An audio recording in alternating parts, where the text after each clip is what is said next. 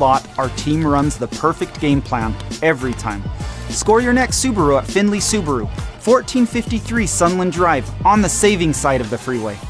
Own property and want to rent it? Then you need the right team with 13 years of local experience. Aim to maximize your rental income and find quality tenants while keeping turnover low to increase your revenue and truly maintain your property. Learn more at redrockpropertymanagement.com. From bold statements to subtle compliments, Wilkinson's House of Lighting will help you more fully enjoy all the different spaces in your home. Find us online at shopwilkinsons.com or come in and see what's new. 88 East, 1160 South, just off Main. Hey, it's Marco from Coral Canyon Golf Course, inviting you to play the course with the best backdrop in southern Utah. Make sure you get out and experience great golf for a great price at Coral Canyon. Visit coralcanyongolfcourse.com or call us at 435-688-1700 for your tee times. Your child's sports journey starts with the City of St. George Recreation. From their first steps on the court or field to becoming a star player, our youth sports programs are here to develop talents and teamwork skills. So get out and play. Check out all the sports and get signed up at sgcityrec.org. Need an appliance or two? AWP's got you. Check out the remodeled expansive showroom, highlighting the Cafe series with colors like matte black, matte white, and modern glass. Make your kitchen stand out. Come see the local boys at AWP across the freeway from the Bloomington Walmart. Huge news! Sport Court has a brand new showroom and design center, and it's next level. See why so many are choosing Sport Court here in Southern Utah for top quality basketball, pickleball, and multi-purpose courts. Learn more at sportcourtofsouthernutah.com. At Findlay Subaru, we win for our customers. From the first handshake to you driving off the lot, our team runs the perfect game plan every time. Score your next Subaru at Findlay Subaru, 1453 Sunland Drive, on the saving side of the freeway. Relatives coming to visit? Not enough room? Maybe you're looking to host a family reunion and need a house with a pool. Red Rock Vacation Rentals has got you covered. From 2-bedroom condos to 10-bedroom luxury homes, they truly have something for everyone. Visit stgeorgeutahvacationrentals.com. Hey, it's Luke with Udine Associates at American Family Insurance. At Udine Associates, we love insurance so you don't have to. With a quick call, we can get you an instant quote with the right coverages. My team of licensed agents are ready to help you with better insurance from American Family. Give us a call at 435-251-9102. Best Friends Animal Sanctuary in Kanab is open daily for free family fun. Take a tour, volunteer, hike a trail, or bring home a new best friend. Visit Best Friends today for magical memories that'll last forever. Nets on Fire is the place to hoop in Southern Utah. Elevate your game with group or individual training with elite coaching. Hustle to netsonfire.org to learn more and see why so many rising stars hoop at Nets. Nets on Fire, building champions on and off the court. Red Rock Real Estate has over 350 professional realtors in the St. George area that specialize in the local market. Whether you're buying your dream home, looking for an investment property, or want to sell your home for the highest amount, the Red Rock Real Estate team is here to assist you. Get started now. Visit redrockrealestate.com. This cheesesteak is so freshly grilled, you can still hear it sizzling. I can hear it too. Me too. Actually, it's the Cheesesteak? grill. Grilled right in front of you. It's a Jersey Mike's thing.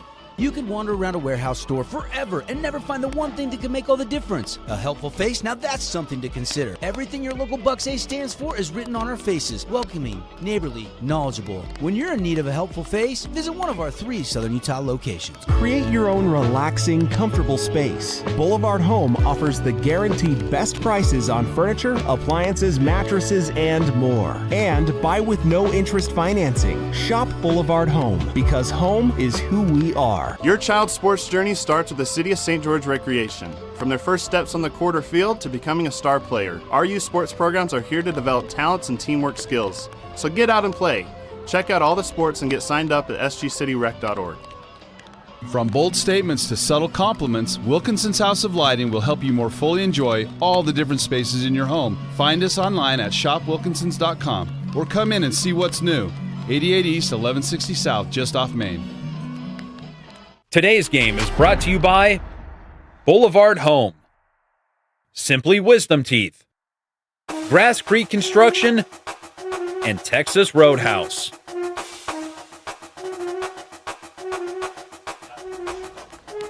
Ladies and gentlemen, welcome on in. It is Friday Night Lights again here in Southern Utah. Week 1 of your Region 9 football season. Caden Formaster, Paul Ratliff here with you inside the Grass Creek Construction broadcast booth. This game featuring the Snow Canyon Warriors and the Spanish Fork Dons. We appreciate you joining us on a rainy evening. We are starting this game off a little late, starting this broadcast off a little late. We were on a lightning delay up until just the last few minutes as we're looking at the Snow Canyon Warriors warming up on their side of the football field. The linemen coming over.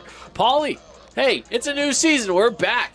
Yes, it is a little damp out there, but we are here and we are ready to go. As Region 9 Football Friday, can't beat it. Been looking forward to it for almost since last season ended, realistically. As baseball, basketball, fun, obviously, but I'm a football guy. Yeah. So this is big for me, getting back in the booth with another season ahead of us, buddy. Absolutely, absolutely. Well, of course, this game tonight brought to you by Boulevard Home, making your house a home for over 50 years here in southern Utah. Check out Boulevard Home for your furniture needs. Let's talk a little bit about not just this game, but about this season. I mean, we're back at it. We, looking at what Region 9 did last year, fell short. Didn't even make it to the championship round, so fell short. Crimson Cliffs, I think, pushed it the furthest. Hurricane was there about the same round as well. So, we didn't see teams from southern Utah pushing it through. Yeah. What does this year look like? Is there a chance?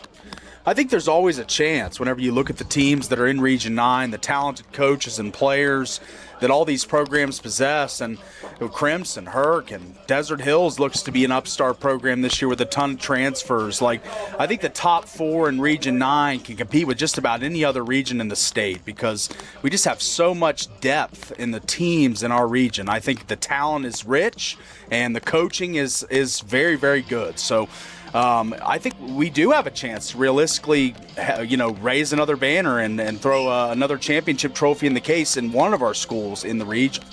Yeah, I think there's always a possibility at the start of a season. Just, it's new, it's fresh. You never know what's going to happen. Teams do better than they are expected to do. They exceed their expectations. You have teams that they have high expectations and they don't quite reach that level. How are they going to fare? That's always the question. So we'll see. I think we'll see. That's always the big question every single year is how well is my favorite team going to do, right? Yeah. Well, for us here in Region 9, there's 6 pretty solid teams here. And, according to our media day, the Fan Sports Network put on a media day for Region 9.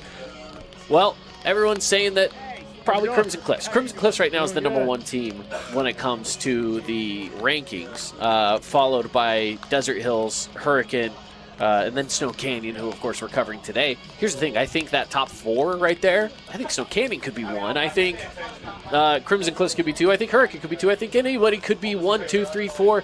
Those top 4 teams are going to be really tough. Yeah, I think the top 4 in Region 9, it's anybody's pick right now who you're going to end up with at the end of the season. But we had a lot of varied media polls from the coaches and the media as far as who was the top team in region. Obviously, Crimson, like you mentioned before, went the deepest in the playoffs last year, but returning only 1 starter, the quarterback Tanawai Andresen. So the quest to get back to that spot again with a brand new team is something we're going to have to find out and see. And then the other 3 teams, Desert Hills, Snow Canyon, and Hurricane. I mean, all 3 of those teams looking to make their mark and make a deep playoff run, as it would be big for all those respective programs to beat a Crimson to get deeper in the playoffs and a new Region 9 champion, as Crimson has won 15 straight games in Region 9. So there's no other team that really belongs at the top of a preseason poll, because until you beat them, they're out top. Yeah, I could agree with you on that for sure. I want to take a look at Spanish Fork as well, the Dons. Last year, they were a team that finished 4-8. They did face off against the Warriors in Week 1 last year as well, so these 2 teams, familiar territory, head-to-head in Week 1, right? Yes. Snow Canyon won that game 35-10, so the Warriors did get the best of that one in that matchup. They did bounce back the next week, and they got an overtime win against Salem Hills, but it was a rough ride for them last season, getting a few wins. By the way, half of their wins happened in overtime, which 4 wins, 2 of those in overtime.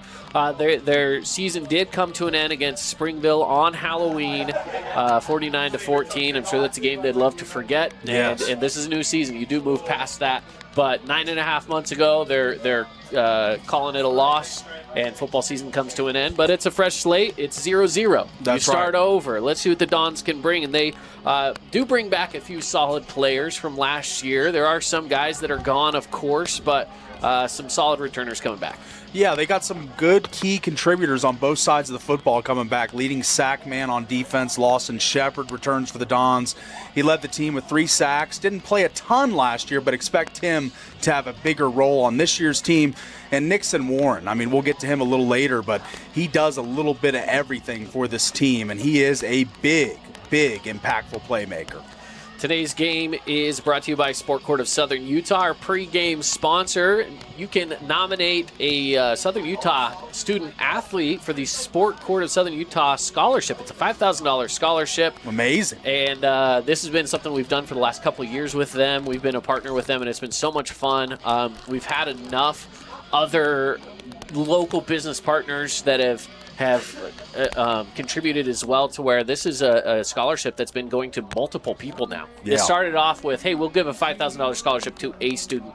It's grown big enough to they say, we'll give $5,000 scholarships to multiple students because we've got enough people that are hopping in on this. So if you live in Southern Utah and if you have a student that is doing really well in the classroom and really well out there in their respective sport, then nominate them. You can do so on thefansportsnetwork.com. Yeah, Boston Wilden, the winner 2 years ago, is now walked on at SUU. He's on the football squad, and Tess Peterson was the winner last year, or this year, I'm sorry. So 2 really willing recipients, and it's a great award. Yep. They're amazing. So they've, like I said, they keep up in their game every year, saying, hey, maybe we push this a little more. So it's awesome. It is awesome. As you can see on the camera, we just got a shot of a handful of Spanish Fork fans that have made their way down I-15, and luckily they brought their umbrellas and jackets because I would say it's cold outside.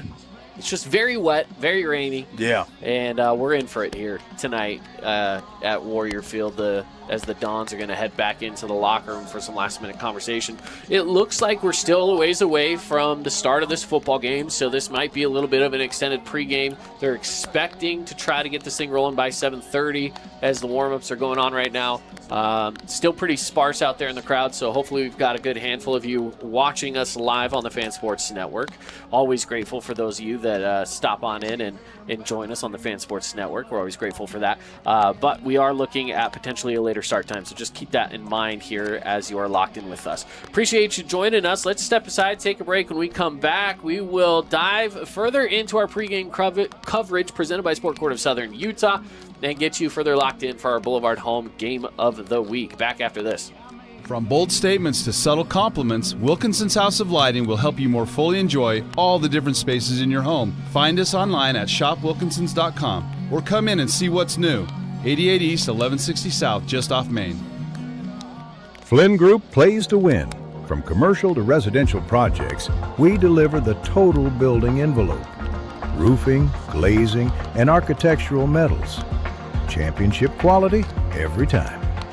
Flynn Group, we've got you covered. Asphalt, we don't often think about it, but we use it every single day. Holbrook Asphalt's innovative HA5 product slows asphalt aging by 67%, making roads last longer and cost less to own. Visit holbrookasphalt.com to discover more. It's time to get your game on with Mountain Mike's oven roasted chicken wings. They're meaty, juicy, in 4 bold sauces ready to tempt your taste buds. Order online or on our app for carryout or delivery. You could wander around a warehouse store forever and never find the one thing that can make all the difference. A helpful face? Now that's something to consider. Everything your local Bucks A stands for is written on our faces. Welcoming, neighborly, knowledgeable. When you're in need of a helpful face, visit one of our 3 Southern Utah locations. Fabulous Freddy's is the locals' choice for a full-service car wash. It's fast. Have your car washed in just 20 minutes or less. Fabulous Freddy's always keeps it clean inside and out with 2 Southern Utah locations as well as in Vegas, Lehigh, and Sandy. At Findlay Subaru, we win for our customers. From the first handshake to you driving off the lot, our team runs the perfect game plan every time. Score your next Subaru at Findlay Subaru, 1453 Sunland Drive, on the saving side of the freeway. Nets on Fire is the place to hoop in Southern Utah. Elevate your game with group or individual training with elite coaching. Hustle to netsonfire.org to learn more and see why so many rising stars hoop at Nets. Nets on Fire, building champions on and off the court. Create your own relaxing, comfortable space. Boulevard Home offers the guaranteed best prices on furniture, appliances, mattresses, and more. And buy with no interest financing. Shop Boulevard Home, because home is who we are. Oh, hello, Italian nightclub from Jimmy John's. Ciao, freshly baked bread piled with Italian-style meats. Hey, hand-sliced veggies. Am I obsessed with this sandwich? Yeah. So what if I am? Jimmy John's. Order online or on the app. At Grass Creek Construction, they put their heart and integrity into every build. Their team is committed to delivering top-quality commercial projects that stand out. Integrity is their competitive edge. Building with passion, building with purpose, proud sponsor of local sports. Best Friends Animal Sanctuary in Kanab is open daily for free family fun. Take a tour, volunteer, hike a trail, or bring home a new best friend. Visit Best Friends today for magical memories that'll last forever. Huge news! Sport Court has a brand new showroom and design center, and it's next level. See why so many are choosing Sport Court here in Southern Utah for top quality basketball, pickleball, and multi-purpose courts. Learn more at sportcourtofsouthernutah.com. Aloha, sports fans. It's Boo and Nick from Honolulu Grill. Come get a taste of the islands. Try our famous Kahlua pork or tender teriyaki chicken, and you'll love our mac salad and sweet sauce on your rice. Don't forget to try our original Kava 8 at Honolulu Grill. It's game time. Hi there, Dr. Cody Johnson from Johnson Pediatric Dentistry. Just like any good sports team needs a game plan, your child's dental health needs one too. Call us or check us out online. Don't forget to ask for our new patient special. Johnson Pediatric Dentistry, keeping your kids' teeth in championship form.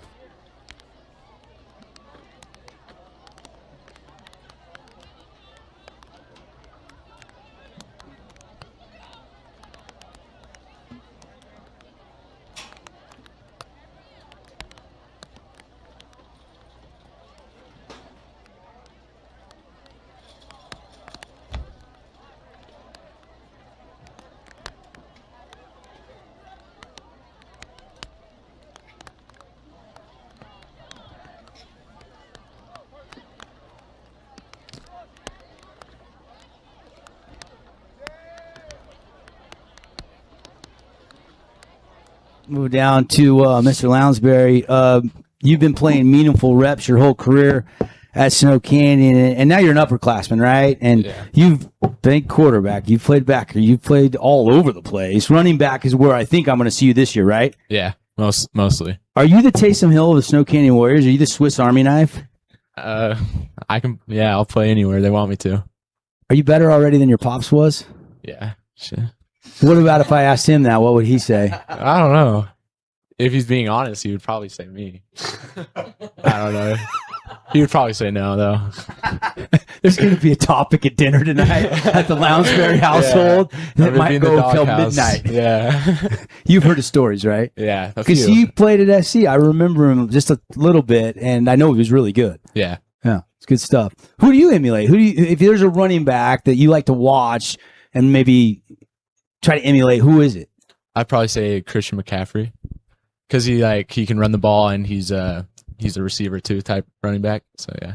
And Brody, that was one of the best things about you last year offensively was in the slot, out wide. You have such good hands. And are you going to be utilized a lot out of the backfield this year? Are you going to try and catch a lot of passes from the running back position?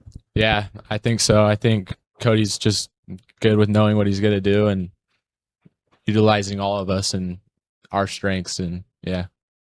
Do you have a nickname? That you can share with us on TV or radio?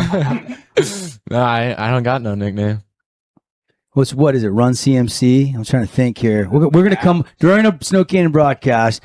The Word Wizard here and I will come up with a nickname for you at some point this season. That's a guarantee. I'll look forward to it. What goals you got this year? Any personal goals? I know team goals come first, and you win as a team, you lose as a team. But is there some things you've set for yourself? Yeah, I actually just set some goals and sent them over to Cody, and yeah, I want to have 200 rushing yards our first game against Spanish Fork. That's something I'm looking forward to. Try to get that, and then You gonna let Parker eat a little?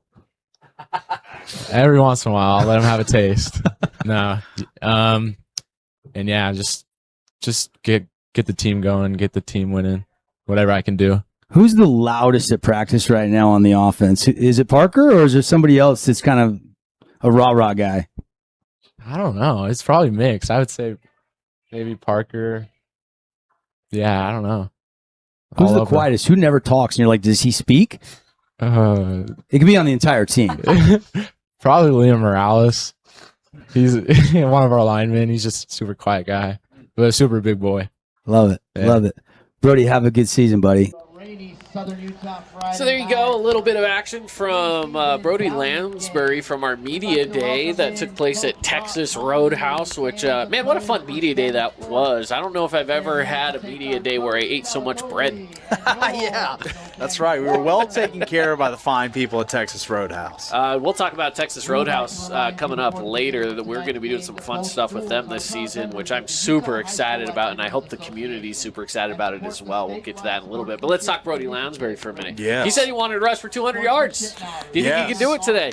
I mean, I think with a thoroughbred like this, you just let him run. I mean, this kid last season had 358 yards and 4 touchdowns as a running back, 296 yards and another TD as a receiver.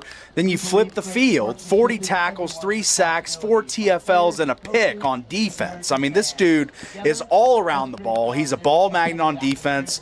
He's a terror for any defensive coordinator to try and scheme for and game plan for, because this kid can do it all. I mean, the Region 9 preseason MVP for a very good reason. And tonight he is our Findlay Subaru Star Watch, Brody Lounsbury.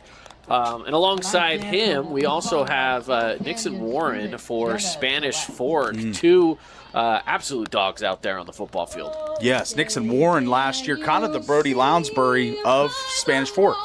We'll break for the national anthem.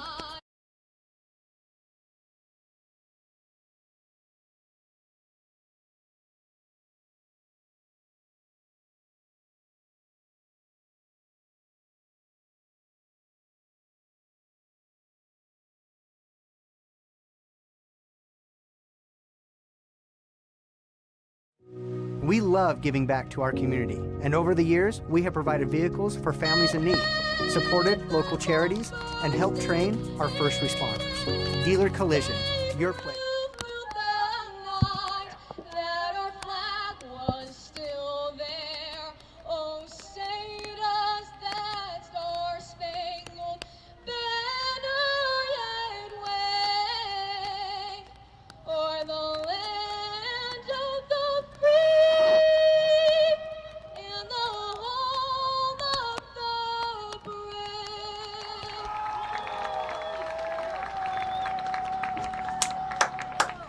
Back at it here with the national anthem just barely taking place, and beautiful rendition of it as well from one of our local Snow Canyon students. The student section today is a little light.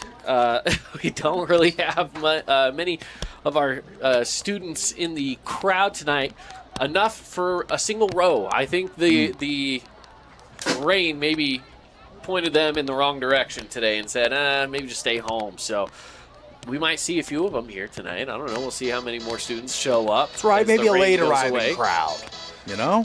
Yeah, might be trickling in slowly. You know, the rain kind of deterred some people from showing up a little earlier. We might just see a crowd that fills in a little later. That's absolutely right. You can see the Spanish Fork Dons coming out right now. We didn't get too much of a chance to talk about Nixon Warren. We started to talk about it. Let's break him down a little bit more. One of our guys here that we want to be watching out for in our Findlay Subaru Star Watch. He's kind of the do-it-all guy, kind of the Brody Lounsbury of the Dons. Like I was saying, 9 touchdowns passing, 5 on the ground, 4 more through the air as a receiver. He's truly a threat at any position. He's smooth in space. He's got the ability to change the game at any time. He's a lightning rod player, and this is a guy that the Dons are going to lean on throughout this game. They're going to go to Nixon Warren, whether it be getting him into the ball in space on a screen, a slant, you know, trying to get him involved at quarterback. You see him do a lot of things last year. It's going to be interesting to see if he's the orchestrator of this offense or he's a receiver, where he was effective at both positions last year. Yep, I think that's a solid pick right there for our Findlay Subaru Star Watch. Check out Findlay Subaru on the savings side of the freeway or online at findlaysubaru.com. You can see out there that the rain is coming down. You can see that on the camera. It's not like we're having fully dry weather. I mean, the rain is still happening, but we haven't seen lightning strikes, so we say play on. We play through the rain, my friend, and we will. So as long as we don't see another strike, like you say, we're going to play this game. And the Warriors getting ready to take the field here, and the Dons taking the sideline. So we're getting ready to get going. Our keys to the game, as well as we're getting ready and getting closer to kickoff inside of our Sport Court pregame show. Keys to the game brought to you by the Creamery in Beaver. I know our Spanish Fork fans, as they're coming down the freeway, down I-15 to St. George. You see the Creamery over there on the east side of the freeway. Stop on by. They've got some amazing stuff. They actually brought in a charcuterie board for us. Oh, yeah. Earlier this week with some of their famous squeaky cheese. You got to check out the Creamery in Beaver, proud sponsor of our Region 9 athletics. Yeah, first one for the Dons. Let Nixon cook. Mentioned his stats. 19 total touchdowns a year ago. He's truly a threat anytime he touches the ball. Defensive Dons. 2 of the top 3 tacklers return for the Dons. And Caleb Grant and Carter Coffey. They average 12.1 combined tackles per game.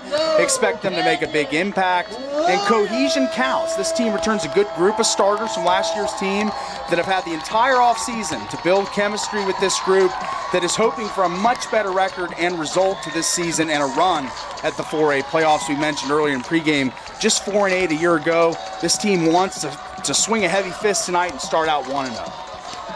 I like that. I think that's a fantastic look at Spanish Fork. Again, a good amount of returning guys when it comes down to that cohesion part, right? Yeah. I mean, you have a decent amount of guys coming back and it matters. It matters that you keep your culture alive. Let's look at the Snow Canyon Warriors. Yes, protect Parker. We heard so much about the behemoth of line that looks to maul in the ground game once again, but the pass sets and protection of the gunslinger Parker Olson will be vital to the success of the Warriors tonight and this season. Let Lounsbury lead. The preseason Region 9 MVP had a decorated season last year as a running back, receiver, defensive back, linebacker. We mentioned his stats. He's a guy that you just let him go, and he's going to make plays for you. And lastly, the last key of the game, isolate Isaiah. Isaiah Thompson, one of the most dangerous vertical threats in Region 9, 586 yards and 6 touchdowns to his credit last season, and he's just scratching the surface. Look for number 6 to make big plays. I love it. Keys to the game brought to you by the Creamery. We've got Coin Toss coming up for you in just a little bit. We want to thank some of our great local partners bringing us some Region 9 athletics here this season. Honolulu Grill. Stop by on 700 South at Honolulu Grill for your favorite Hawaiian dishes and the taste of aloha today. Plus, Mountain Mike's Pizza out in Hurricane. They're looking for local legends and our Mountain Mover of the Week. So be on the lookout for that. We'll be talking about that every single week with Mountain Mike's Pizza out in Hurricane. Pizza the way it ought to be. And today we are broadcasting out of the Grass Creek Construction broadcast booth. Grass Creek Construction, integrity is our competitive edge. Learn more at grasscreekconstruction.com. We take a look at the guys out there at center field at the moment, standing on the SC logo. Of course, quarterback Parker Olson, number 7. Be watching out for him. He's one of our keys to the game, as well as Brody Lounsbury, a key to the game, and our Star Watch guy, number 12. 77 out there, Bob Cook, and number 25, Caleb Greenwood. Those are your Snow Canyon Warriors to be on the lookout for. It looks like we've got the toss is underway. Warriors signaling they're getting the ball They're getting here. the ball to start things off. And they will do so from the south side. And that's exactly what you want if you're the Warriors. With all the returning production and stars on offense, you want the ball, and you go. And just like Matt Hasselbeck said in that playoff game, we want the ball, and we're going to go score. We're going to go score. A classic Seahawks moment. That's right. So we get at it. Our first game of the season. Can you feel it? It's in the air. The energy. Not just the rain, but the energy as well. The hype. The hysteria from media day leading up to today. Really, it's been since the end of baseball and spring sports that we've just been waiting for this moment to get back in the broadcast booth and see these great players and teams and programs. And here we go. A beautiful night. It's nice and cool out there. Got the rain a little bit. The rain is coming But it's down. football weather, baby. I like it. It is indeed football weather. We've got the Snow Canyon Warriors rushing out onto the field to go receive. Back to receive today for the Warriors. Looks like we're going to see a number 14 and a number 12. So that's Brody Lounsbury and Miles Randolph, couple of seniors that are going to be back there to return for the Warriors. Now, because it is rainy, expect a slippery football. I'm not expecting a ton of deep bombs. We mentioned that that our friend Isaiah Thompson, number 6 for the Warriors, could be a threat, but hey, he might be more of a threat in the crossing routes today. Yeah, he's just a guy you want to get the ball in his hands and let him roam the field. So let's see how they can get him involved. A wet ball, like you say, Caden, it's definitely going to be slick out there, but I think the passing game that is so hyped for the Snow Canyon Warriors, they're going to want to showcase that today, even in the rain. I like it. Let's see what happens. Looks like number 34 kicking off, Preston Jones for the Dons. Kick is away, and we are underway in the first game of the season. Lounsbury will pick it up at the 3-yard line, take it right up the middle, makes the guy miss, slips through another one, and he gets stopped right around the 24-yard line. The Warriors will set things up center field at the 24. And that's just the elusive nature of this kid. I mean, the legend of Lounsbury grows game by game by game because this dude, he's going to be in the kickoff game, defense, offense. He plays everywhere, and he's just getting them started today. And the offense ready to take the field for the Warriors. Much hype talked about, a lot of returning production. Let's see how it looks in game 1. See how it looks indeed as the Warriors now head out onto the field to set up the offense.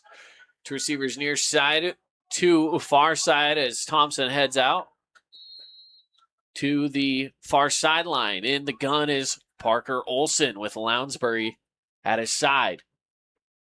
Puts Lounsbury in motion, takes the snap, looking to pass, pocket collapsing around him, goes down the middle, has a guy there, it is caught, Brett Beathers inside the 35-yard line. Brett Beathers is beautiful on this play. He breaks free as Parker Olson, the pocket breaks down here as you see, but he's going to step up into it and fling one deep right into the hands of Beathers. Just a masterclass of quarterback there, stepping into the pocket and not taking a sack by Olson and making a big play.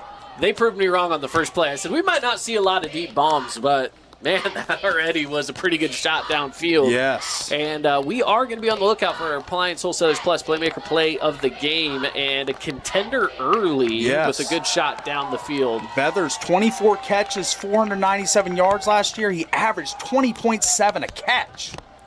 Hand off to Lounsbury, looked in the middle, decides to take it outside, gains a few yards before he's taken down for second down. And there's a little pace to the offense. Got to mix in run and pass. Every coach likes to get a nice split there. 60-40 at the worst. Trying to establish the run game, keep the defense honest as Parker Olson commands the huddle once again. And they're set up here 2nd and 8. And the clock is rolling on the Wilkinson's House of Lighting scoreboard. Ball at the far hash, the Spanish Fork Dons get a good stop there on first down. And the Warriors looking to push it forward even further. Through the middle. No, it's got instead by Thompson on the far sideline for a fabulous Freddy's first down. You just got to isolate Isaiah was a key to the game. You know, get him singled up as we see on the replay here. Singled up at the bottom of your screen. And he's going to play off coverage on him, have a guy back in the safety realm, and that is not going to stop number 6. He is just too good and too talented of a receiver to be left that off of him in coverage.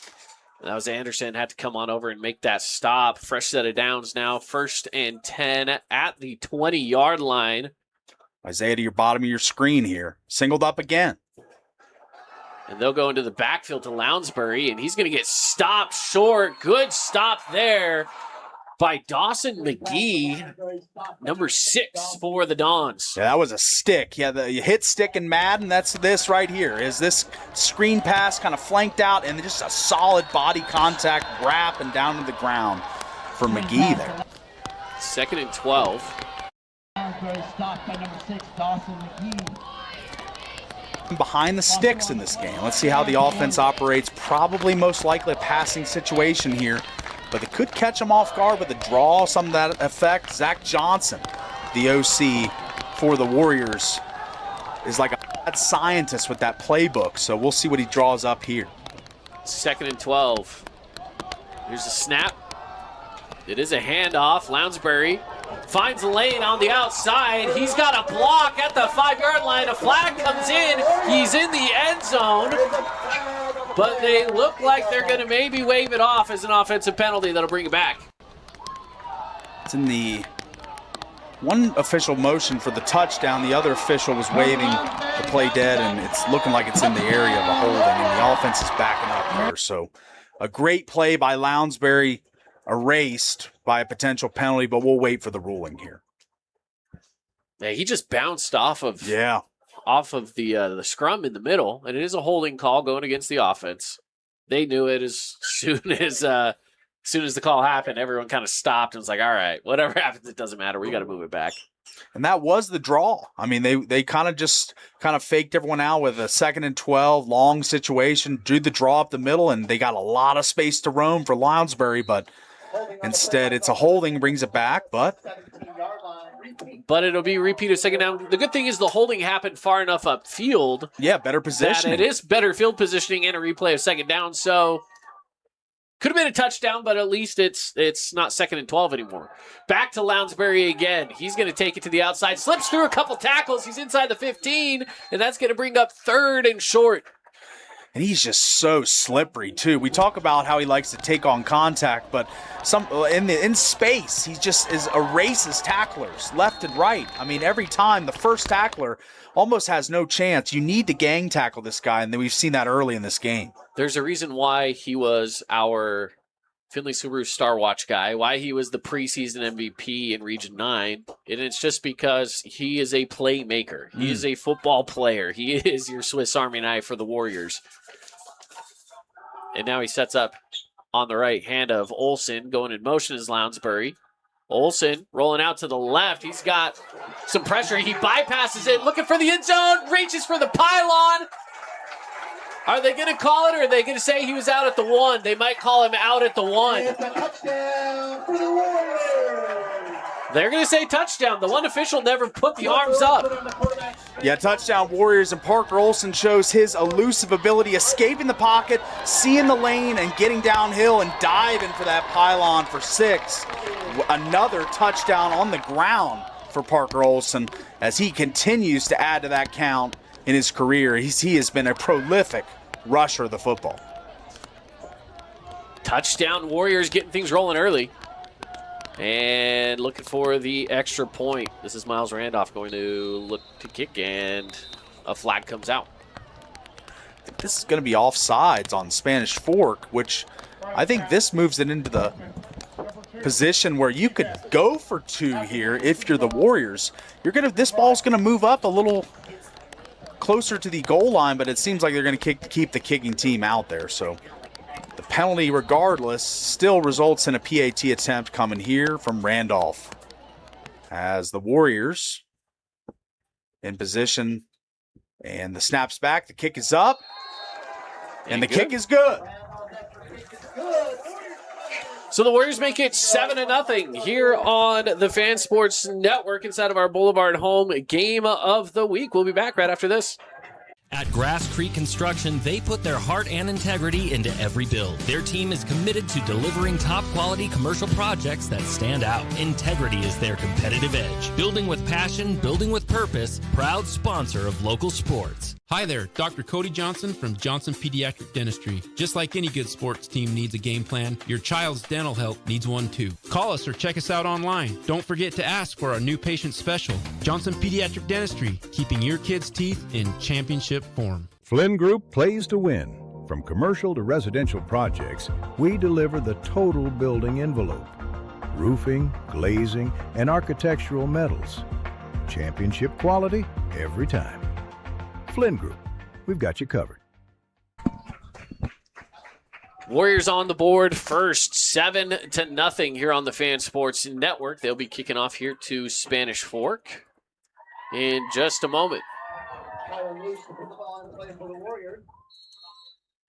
Looks like we have, trying to get the numbers over there of who's returning for us. Nixon Warren, and that's not going to go further than 21 yards, and he's hit immediately. as soon as the ball touched him, and I'm not sure who it was that touched the ball first.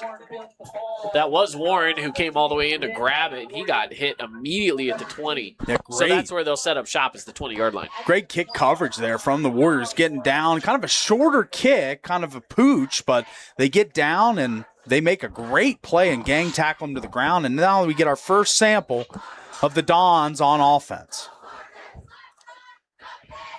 So they step up. They'll send 3 receivers near side. Going with the handoff here and taken down quickly. No more than a yard. And that's James Buck on the carry. He's going to, returning player from last year's team, sophomore year ago, is a guy that rushed for about 40 yards a game for him. So he was a contributor on last year's team. So he kind of steps into the lead back role for the Dons. This is Håkon Rasmussen at quarterback. Handoff again. This time a little more ground covered, and it'll be 3rd down with about 4 to go. And James Buck showing some nice footwork in the open field there. Kind of gets downhill in a hurry. His offensive line cleared a little space for him at the second level, and he chisels ahead and makes this a 3rd and 4 for the Dons. Big defensive series here for the Warriors if they can get the ball back to their hot offense. On 3rd and 4, drop it back to pass. Nearly caught, couldn't quite haul it in. Warren was there. It was thrown behind him a little bit. He had to turn on it, and it wasn't able to bring in the grab. Yeah, good throw here. It's a nice little out route or a little twist route there for Nixon Warren, and he's not going to be able to haul that in. It seemed like a good ball, good placement, just unable to make the play. Yeah, the ball went to where he was, not where he ended up. As you mentioned, yeah, he kind of went in on this curl route, came back inside. If it was just a stop and turn, it would have been right there. They're going to go for it on 4th. No, they're going to go with the punt, but it is high, straight in the air. Warriors look to clear out of it, and Lounsbury's brave. He'll pick it up and falls for it on the 48. Yes, I like the courage of Lounsbury there. A lot of Dons converging, but he's still trying to make a play anytime he can. So the Warriors back at it again, and they are in Don territory. And they'll set up it again at the 48-yard line. Spanish Fork, we saw a hint of their offense, just barely, not a whole lot, only 3 plays from the offense. I'd love to see more to be able to fully judge what they have, but because we know they have some talent. So, I mean, that was just scratching the surface. But the Snow Canyon Warriors, if they can keep the ball in their hands, then I mean, that's a pro for them all night long. Try to keep the ball in their hands as long as possible. A quick 3 and out and another score cashed in would be huge for the Warriors. Handoff again, and it's a 6-yard run for Lounsbury. Lounsbury, he talked at media day. He wanted to go for 200, and he's well on his way without that holding call that brought back his touchdown run. I think this is a kid, maybe not tonight, but there will be a night this season where he goes over 200. They brought him back a little bit. It'll be 2nd and about 7, actually, is where they're going to put him. Just a really good receiving core for the Warriors. 2 returners with over 450 yards, and Beathers and Isaiah Thompson. They are legitimate threats every route they run. A couple of guys that returned from last year that were key contributors. Through the middle, caught by Thompson. He's looking up the middle. He'll be taken down by the legs inside the 30, down to about the 25. They'll clock it at the 27. That's what I'm saying. Every route they run, this just is a simple just slant to the inside, and he just sits and waits and catches the ball and patiently cuts it upfield. Gets a nice yards after catch there for Isaiah, who is really churning already. I think that's his second catch. And both of them able to gain first downs as well. Yes. He's a first down machine. I had the chance to talk to him a few days ago on Wednesday. I talked with Isaiah and Parker. They were both at the same place at the same time, and said hopefully we see that connection a little bit. As this will be a loss of yards, maybe. No, Lounsbury was kneeling on top of one of the Spanish Fork players, and he got back up and pushed it. And it's still going to be a loss of a yard, but 2nd down at 11. Check this out. He says, nope, I'm not down. And that wasn't Lounsbury. Excuse me. That was Kobe Lamro. Yeah, Lamro getting a carry there and showed some stick-to-itiveness, not going down, even though everyone around thought he was on the ground, but he was still hanging in there, fighting for every yard, scrapping. Like to see that.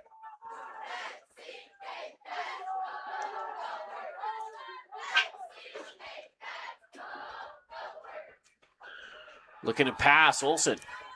He's going to go deep. He's looking for the end zone. Bethers couldn't bring it in. Brett Bethers was there with 2 defenders on top of him, and he couldn't bring it back. It looked as if there was a lot of contact as this ball was in the air from Parker Olsen. As we see here, he's bump there before the ball gets there. So yeah, I think they might have gotten away with one, the Dons. But Bethers, again, showing that speed, 20.7 yards per catch last season. Just 24 catches, but over 400 yards.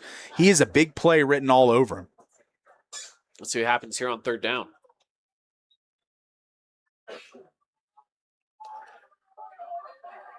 Safesi Sitake with the breakup on that play for the Dons.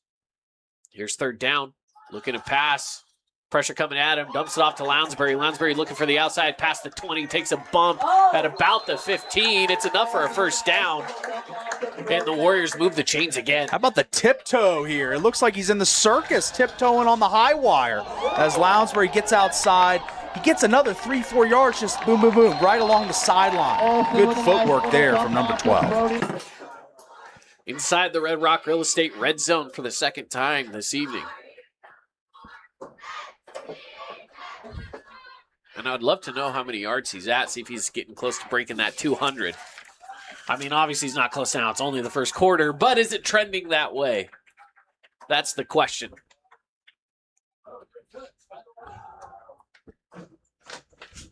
Johnson in motion, and Olsen's going to go down. The sack coming in from number 55, Kingston Johnson. Big play by the Dons. And we talked about this protect Parker, key to the game here, and it just looks as if the tackle for the Warriors, number 66, Marshall Turner, just kind of lost his assignment there, had a free run at Parker Olsen for the sack, and it's first big negative play they've had. Let's see how they respond on this next play. Yeah, it's going to be 2nd and long, of course. And from the Dons' perspective, holding them to a field goal attempt would be a win here. As you gave them the ball in plus territory, they had a short field to work with. If you can hold them to a field goal attempt, that'd be a huge win. And it's a whistle. We got a flag. Delay of game. That one hurts for the Warriors and Coach Taltioli. First season as the head man for the Warriors. Got a new sense of renewed energy within the program. The offense looks really opportunistic and potent, but faced with their longest to go scenario here at 23 yards to pick up the first. A dump off over to the side and looking towards the edge is Lamoureux, and he'll gain a handful of yards, brings him back a little closer, maybe about a 3rd and 15.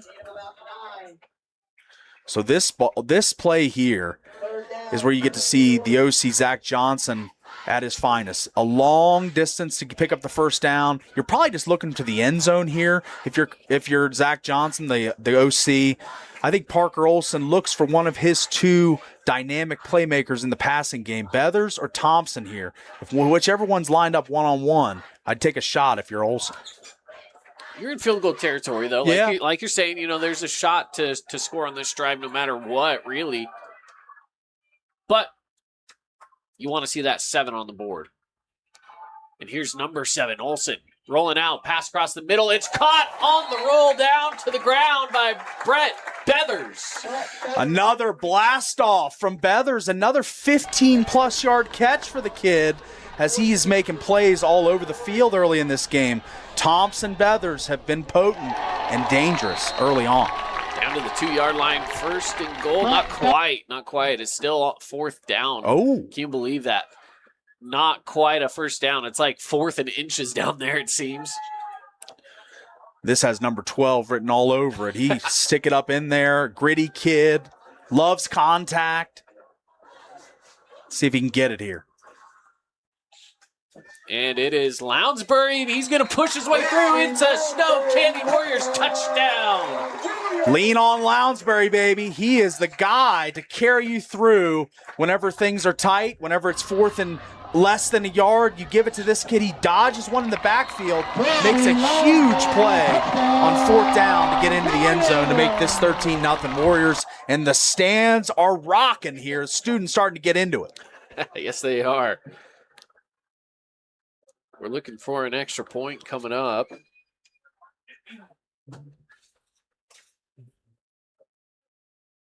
This is Randolph to try to send this one through the uprights. He already did it once in another. This happened last time where we had a flag on the extra point. And it looks like we might be seeing one again here. Is going to put the Warriors a little closer. I'm curious if they ever decided they want to go for two on that. That's what I was saying the first yard one. line. Yeah. Why not? I thought when they moved it closer, they would elect to go for the 2 points, but the Dons trying to time up the rush and trying to get a quick around the end kind of to dive at the ball and trying to get a block, but let's see if they elect to just kick it. Looks as if they will. Coach Tautioli going to hold firm with his special teams unit out there and see if Randolph can knock it through the uprights. Dropped the ball in the kick. I don't know if that went good. Yeah, that went wide. Dropped the ball, though. Couldn't place it down very well. So, hey, slick conditions out there, but the Warriors on the board again. 13-0. We'll take a quick one. We'll be back right after this. Create your own relaxing, comfortable space. Boulevard Home offers the guaranteed best prices on furniture, appliances, mattresses, and more. And buy with no interest financing. Shop Boulevard Home, because home is who we are. Everest, K2, and now the Mountain by Mountain Mike's Pizza. The mountain-sized pizza is a massive 20 inches wide, delivering 20 slices and a mountain of toppings. Order yours now by using our mobile app. Scooter's Coffee and Hurricane is the best way to start your day or get you through your day. From breakfast sandwiches to cinnamon rolls to amazing smoothies and, of course, coffee. Anytime is a good time to sip and smile. Scooter's Coffee, open 7 days a week. The Warriors kicking this one away after putting another on the board, and it is a short kick. There was a fair catch signal, then they tried to run off with it, so they got to blow this one dead, and Fair catch called right around the corner. and they'll set up wherever that fair catch was, which, again, I believe about the 21, 22-yard line. That last drive from the Warriors looked pretty good. Of course, they had some trouble when it came down to a couple of flags here and there, but they punched one in. They still persevered, got the 6, didn't get the 7, missed extra point, kind of a slick transfer from center to holder, and the kicker could never really have a great clean shot at the kick, Randolph that is. But now, 13-0 lead. Let's see how this defense can play and how the Dons offensively can respond. And here they go on the ground and picking up a couple of yards. Yeah, churning a little bit here as Buck was kind of the first series, had 2 impressive runs. That time, another 3 yards. So he's churning along, getting 3-4 a carry, but they're going to have to use their most elusive weapon in Nixon Warren, who dropped a pass on the previous series. Let's see if they can get him the ball in space.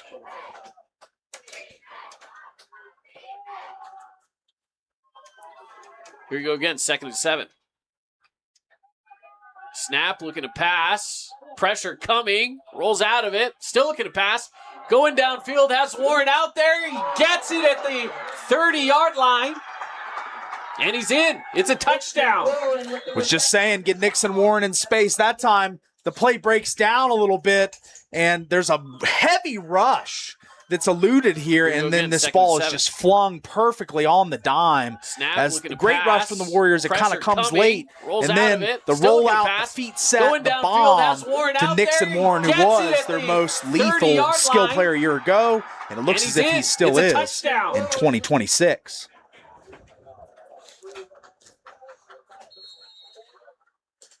And an extra point is on the way.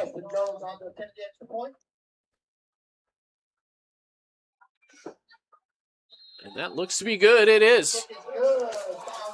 So make it 7-13, shall we? On the Wilkinson's House of Lighting scoreboard here on the Fan Sports Network. We'll keep it locked in right here with that score. I want to thank some of our great local partners bringing us Region 9 football, like Wilkinson's House of Lighting, lighting up Region 9, and it's where the local shop voted best of Southern Utah 6 years in a row. We're also looking for our Dealer Collision Center big hit as well. Check out Dealer Collision Center, of course, from minor collisions to major accidents. Remember, where your vehicle is repaired, it's your choice. And choose Dealer Collision. See if we can find one of those big hits today. We haven't seen many big hits. We saw one on that return on the first kickoff from Snow Canyon to Spanish Fork was quite the big hit. Pretty good stick, for sure. We've seen Spanish Fork stuff up a few runs. Those have been pretty big. And here they are on the kickoff following that massive play downfield.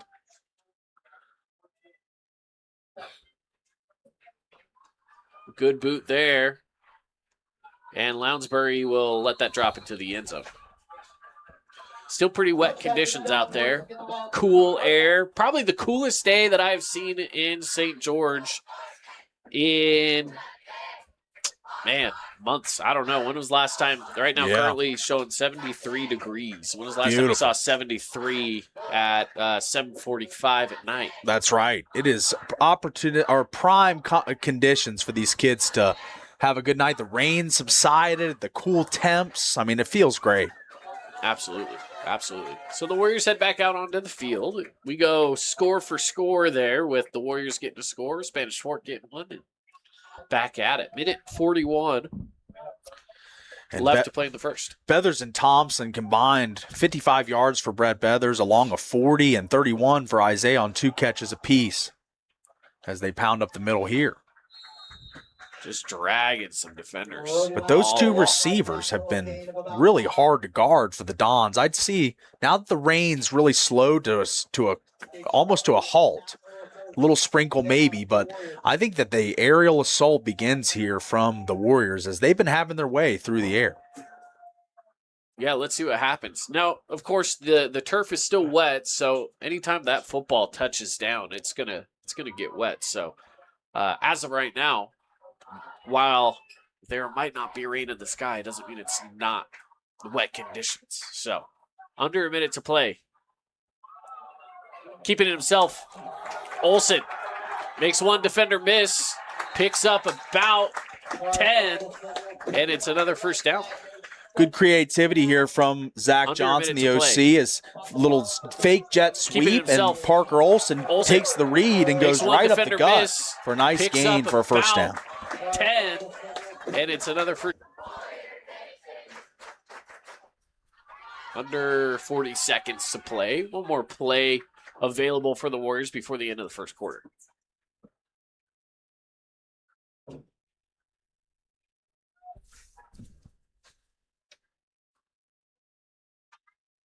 They put Johnson in motion. Go with the handoff. Through the middle, no gain. Maybe a yard. It'll bring up second down and 9 to go, and the clock will reach 0 here in the first quarter. So second quarter coming up, a score of 13-7. We've seen a lot of football so far here in the first quarter, with much more coming up after the break. Stick around inside of our Boulevard Home Game of the Week here on the Fan Sports Network. An awesome highlight from one of your local teams? We're looking for it in the Jimmy John's Highlight of the Week. Submit your video at thefansportsnetwork.com. Weekly winners score a $100 gift card, and if your clip wins Highlight of the Month, your whole team gets catered Jimmy John's. Let's get them trending. Asphalt, we don't often think about it, but we use it every single day. Holbrook Asphalt's innovative HA5 product slows asphalt aging by 67%, making roads last longer and cost less to own. Visit holbrookasphalt.com to discover more. Shop local, shop smart at Appliance Wholesalers Plus. Check out Cafe and GE Profile or Modern Glass, modern laundry sets, refrigerators, and more. Get the brands you want and the local service you deserve. It's always appliance season at AWP. In Beaver, Utah, just off I-15, there's a place where families slow down and make memories that last long after the trip is over. It's where familiar flavors, friendly faces, and simple moments come together. The Creamery, since 1952. Okay. Back at it here, second quarter from Snow Canyon High School. And the Warriors remain on offense, 2nd and 9. And we've seen some good offense from them. They've scored every drive so far, but Spanish Fork starting to settle into their defense. I've seen some pretty good stops from them. Let's see what they do here with the ball on the ground in Lounsbury. Lamoureux this time. Taking it a few yards. It'll be 3rd and 5. 3rd and manageable here. Good pickup for Lamoureux. Makes this a really good pass or run spot. You could do another draw like they did in a previous drive, kind of catch the defense off guard, or run a quick out, slant, pick up that 5 yards and keep the drive moving. I think after that quick score from the Dons, you want to possess the ball for a while here if you're Snow Canyon, so this is a key play. Again, 3rd down, 5 to go. Let's see what they got. Snap is away.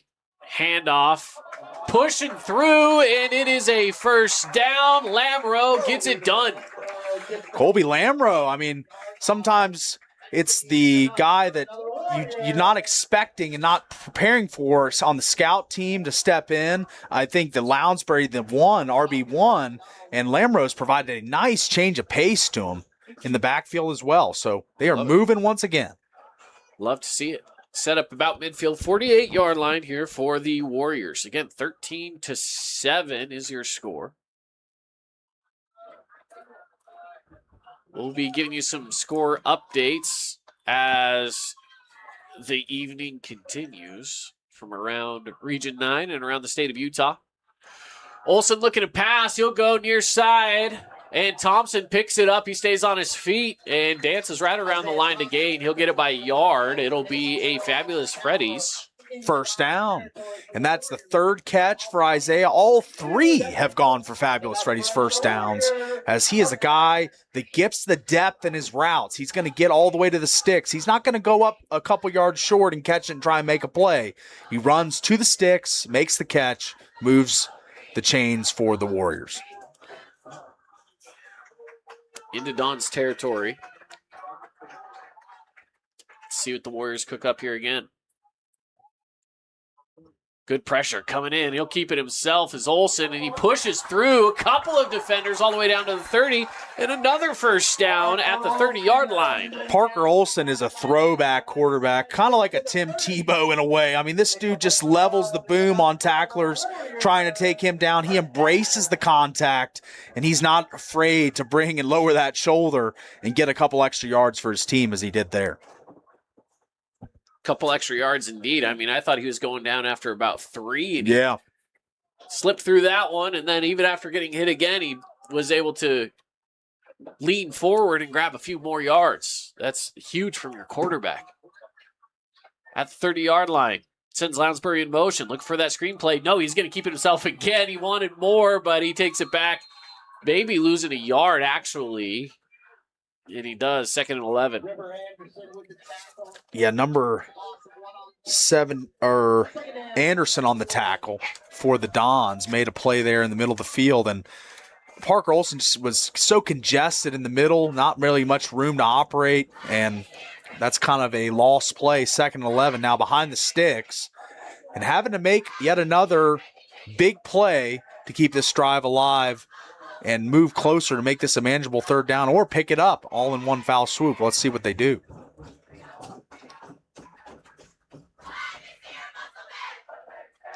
Second and 11.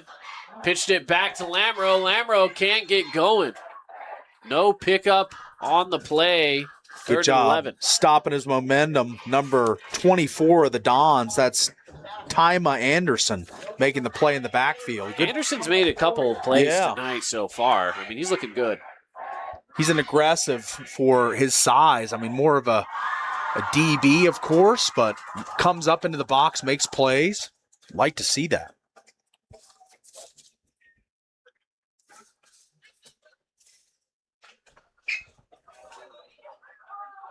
On third down.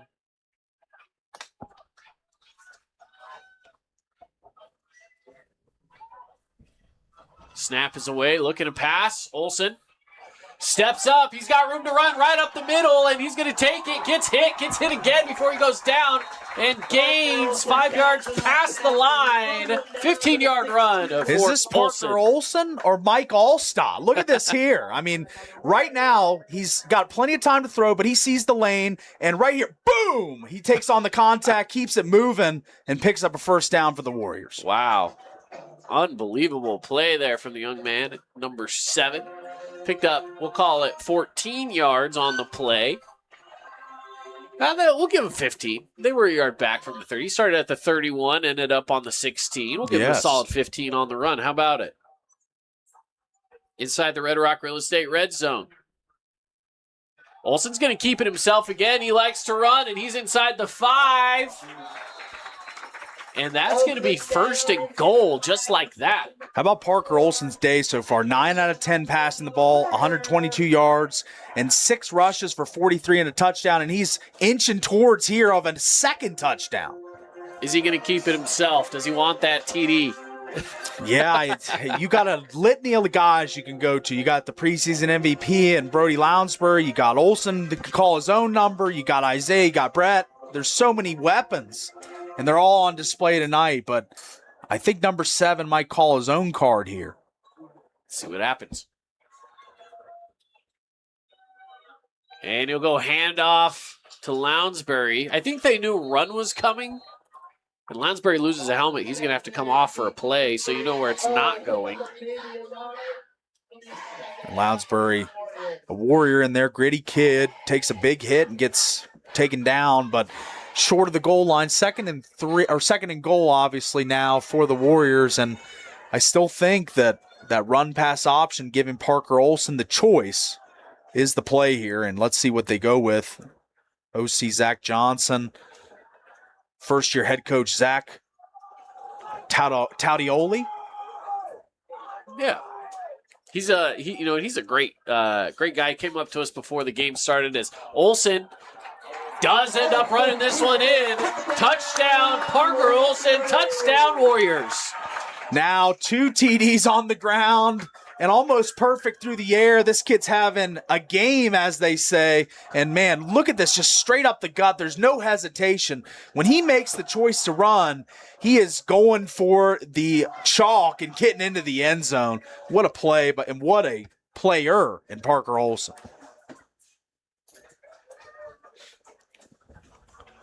So they'll set up for the extra point. Didn't get it last time. Can they get it this time? Ball on the ground. Kick is away. And it is good this time. Make it 20-7 Warriors. We will take a quick break. The Snow Canyon Warriors on top. 20-7. We'll be back right after this. Pad and Crave Social Eatery is opening this fall at the Promenade at Red Cliffs, and they're building a team that brings the energy. The Pickle Pad is family-friendly and designed for events and celebrations, hiring motivated people for all positions: hospitality, kitchen, court support, and guest experience roles. If you love fast-paced fun, great food, and working in a one-of-a-kind entertainment space where no 2 days are the same, this is your moment. Apply now and be part of St. George's newest indoor pickleball and dining destination. We love giving back to our community, and over the years, we have provided vehicles for families in need, supported local charities, and helped train our first responders. Dealer Collision, your place for collision repair.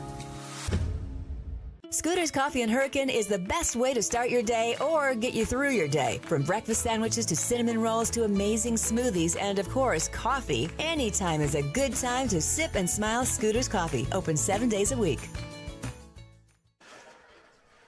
Kickoff to Nixon Warren. He's taking it to the far sideline, tiptoes his way down, and finds himself setting the Dons up for some solid field position. Getting it all the way down to, they'll mark it at the 41 is where they're going to keep him. pretty good spot to be here for the Dons. Yes. Warren just contributed a massive play on the previous series, ended in a touchdown, a big firework from the offense of the Dons. And let's see if they try to strike up the band again here, or they try and go on a more long, grinding drive. Let's see what the complexion of this drive looks like. Low snap, handoff taken. Big hit coming on in from Lounsbury, but a solid gain there by the Dons, number 29, James Buck. Yeah, James Buck's been physical, but Lounsbury is as well. 40 tackles a year ago, 3 sacks, 4 TFLs. The kid finds the football, got a nose for the football, and that was a head-on-head collision. Buck just force meeting, and what a play that was. So on second down, send Frost in motion. Dump it off to Frost. He looks back towards the middle, first down and more before being taken down, and he is into Warrior territory. Travis Reddy's first down for the Dons. Yeah, a good play concept here from the Dons, as got a motion man that comes into the play late, kind of attracts all the eyes to other players running routes, and then cuts up field for a nice gain. Dons on the move.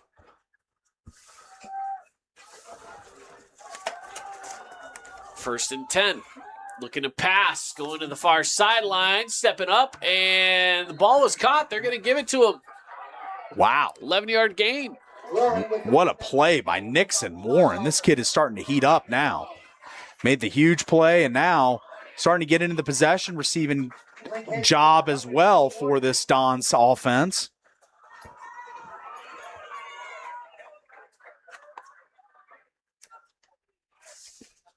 First and 10 from the 34.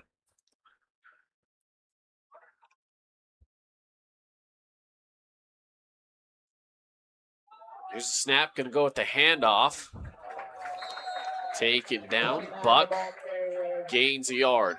Good stunts by the defensive line there, kind of wrapping around each other, causing congestion along the line. Not much room to operate there for the Dons. The offensive line kind of got pushed back a little bit there from the Snow Canyon front. So second and 9. Don's getting a little bit better here, moving the football. Yeah, this is probably their first 10-play drive, I would say.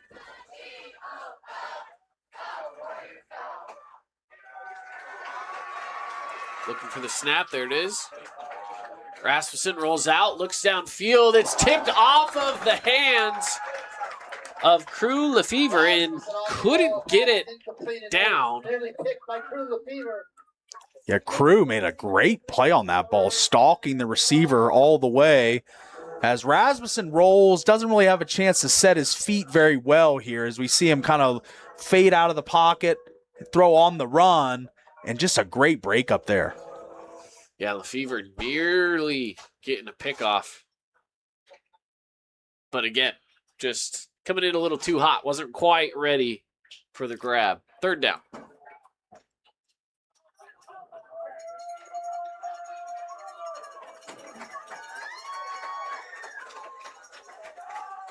Low snap, Rasmussen back to pass, going to that outside and overthrows.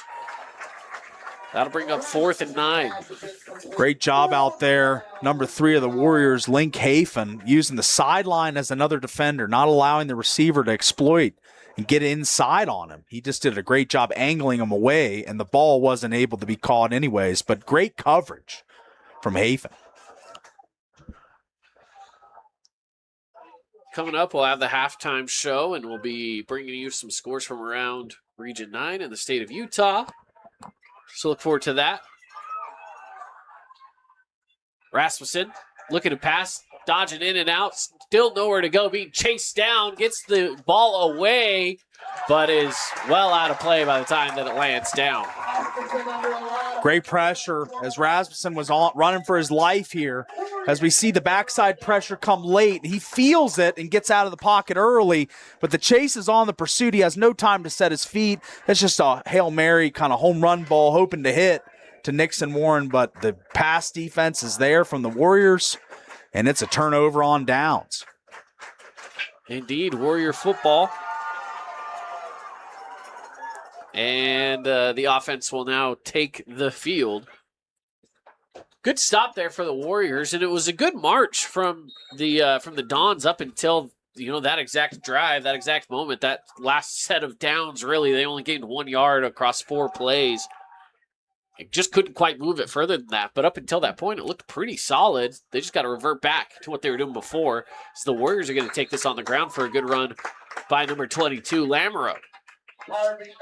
Or excuse me, no, we're looking at number 26, Harvey Matthews this time. Yeah, three-headed monster. Getting RB number 3 in here. Yeah, huh? Three-headed monster in the backfield for the Warriors. We knew Lounsbury was going to be kind of the colt, the thoroughbred horse that's going to run the most, but there's other guys in this rotation that are going to make plays for him. We've seen Lamoureux and now Harvey Matthews. And this is Matthews again set up in the running back position. He's going to take it. And he'll get a first down. Yeah, good vision there from Matthews. One cut and go. Picks up a nice first down for the Warriors, and see if he gets another carry here, rewarded for his efforts. I mean, I know it's a crowded backfield, but just made a nice play. You always like to see it when the young guys come on in and get some work done, Matthews listed as a sophomore, so when we say young talent, that's indeed young talent. And that's something you don't see until the first game. The new faces that are going to make big plays throughout the season. Harvey could be one of those guys. Yeah, you never know. Still in at RB.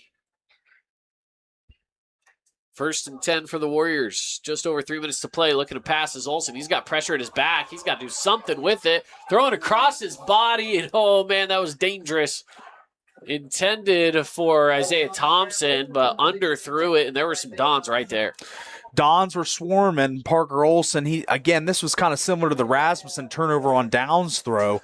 Just never really had time to set his feet. It was not comfortable, even on the run. It wasn't a very easy throw to make, and across the body like that could have been intercepted. Warriors fortunate that they still maintain possession.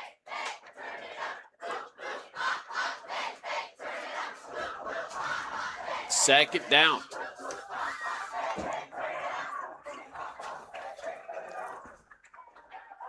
Second and 10 with just under 3 minutes here in the first half. Handoff taken. Trying to burst on through. Makes a few yards in the right direction for number 12, Brody Lounsbury. And we've got a timeout taken by the Dons. Timeout's brought to you by Udi and Associates. Call Luke Udi today and see how much he can save you on home, auto, or life insurance. Give him a call, 435-251-9102. Get a free quote, see how much you can save. We'll take a quick break as well. When we come back, wrapping up the first half of play here from Stone Canyon High School.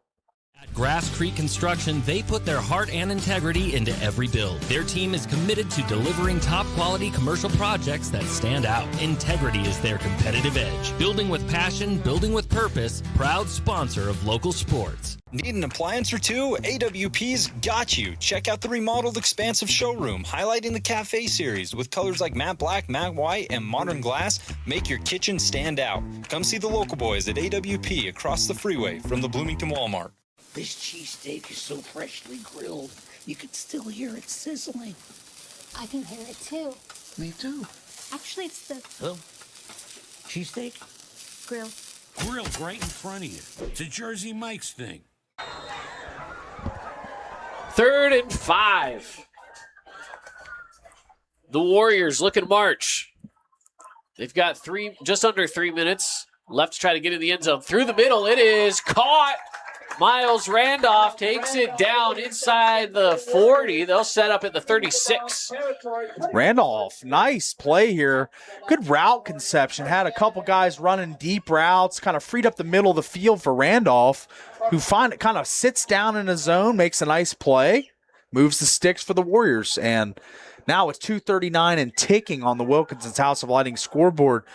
Man, I mean, let's see what they can do to try and orchestrate. They want 7. They'll take 3, but we'll see what they can do. One with time ticking down. This is the stuff that coaches like to practice for. I think even the players kind of like to practice for this. Sure. Which is running off enough clock that you don't leave your opponent with much time. As Thompson picks this one up in the middle, and he'll pick up about 7 or 8. Yeah, let's see that again, as it looks as if Lounsbury gets almost taken down in the backfield there, freezes him kind of with a little pump, and then gets rid of it to Isaiah for a nice little pickup there, makes it 2nd and 2, real easy down distance here for the Warriors. But as I was mentioning, Paul, this is all about clock management. You don't want to score too early, give your opponent time to come back and score. You also don't want to score so late. Or get down close enough so late that you're going for a 20-yard shot to the end zone as time expires. As this one goes high, bad snap, and Lounsbury dives on it, and just like that, they go from 2nd and 2 to now 3rd and long. We'll say it's 3rd and 21.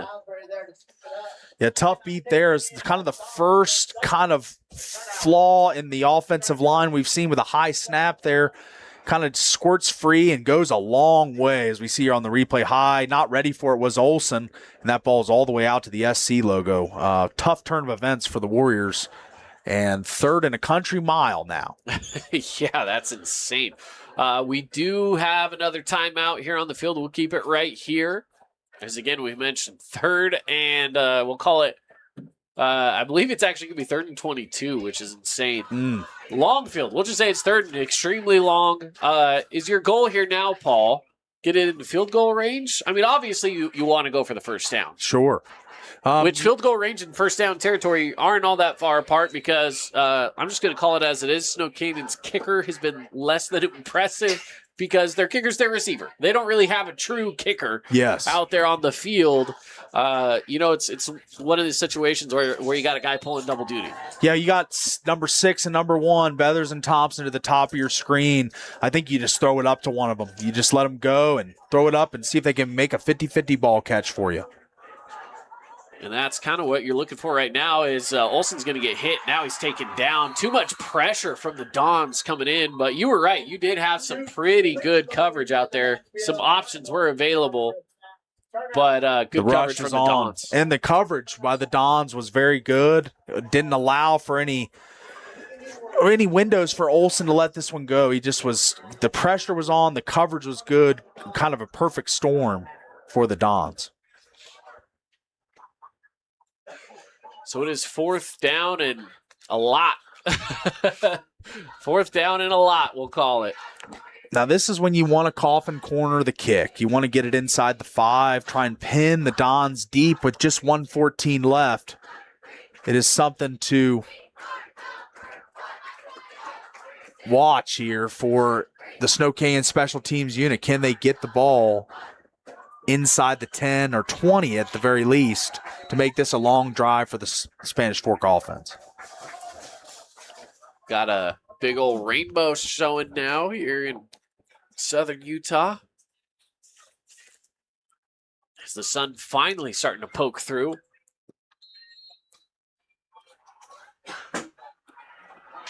Good landscape for us here from Snow Canyon High School. Yes.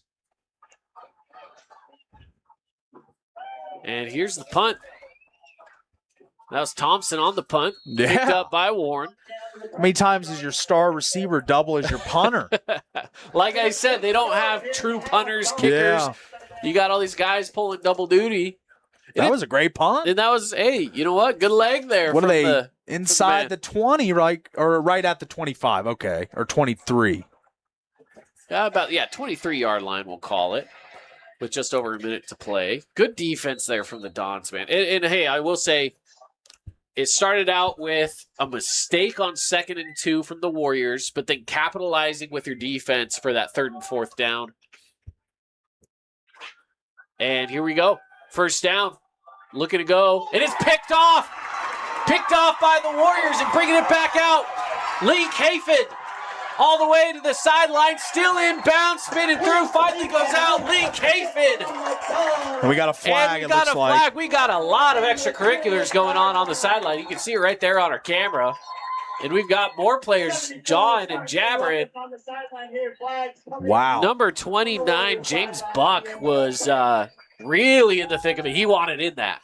He definitely did. And Rasmussen here, this is telegraphed right to Link Hafen, and he's going to make a great run after the catch here, a run after the interception, I should say.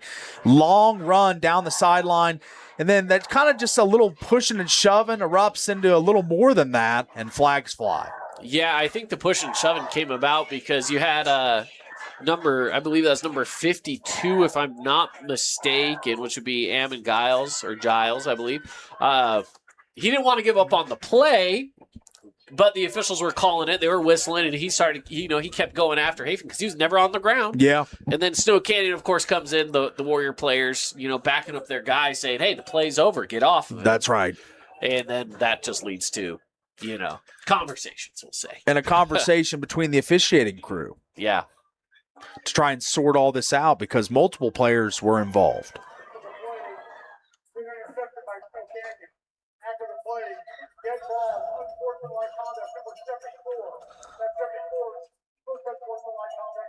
So they're going to give it to number 74, Dawson Dane of the Dons for the unsportsmanlike conduct. Because of that penalty, then that moves the ball further up. So the Warriors have the ball now, 1st and 10 from I believe they're going to mark it at the 18-yard line. Let's see if this is where Parker Olson calls his own number once again. I mean, he's been so lethal in the red zone. Already 2 scores tonight. Let's see if he can get that elusive 3rd touchdown to get his offensive dynamo of a season keep going. He'll take the snap, looking to pass, going for the end zone. Ball up, caught, touchdown Isaiah Thompson, and touchdown Warriors. The first of many for IT6 here. Look at this kid. Just got the huge wingspan, great speed, and he's going to isolate and make a play here as we see on the Holbrook Asphalt replay. Parker Olson just looks to him. He's contested by Nixon Warren, a great athlete for the Dons, of course, but he makes the play. Strong hands. Strong hands indeed. Makes a huge play for the Warriors. They got the touchdown when it looked like it was out of reach. Come back in, make the play. The extra point goes up. And it is good. So 27-7. The Warriors on top. Unbelievable turn of events over the course of just the last few snaps of the ball, Paul. Yes, I mean, one big play defensively turns into a score offensively, and blink twice, the Warriors up 27-7. And in this game, if the Dons don't get it in check here in the second half, this could get away with the way the Snow Canyon offense is rolling right now.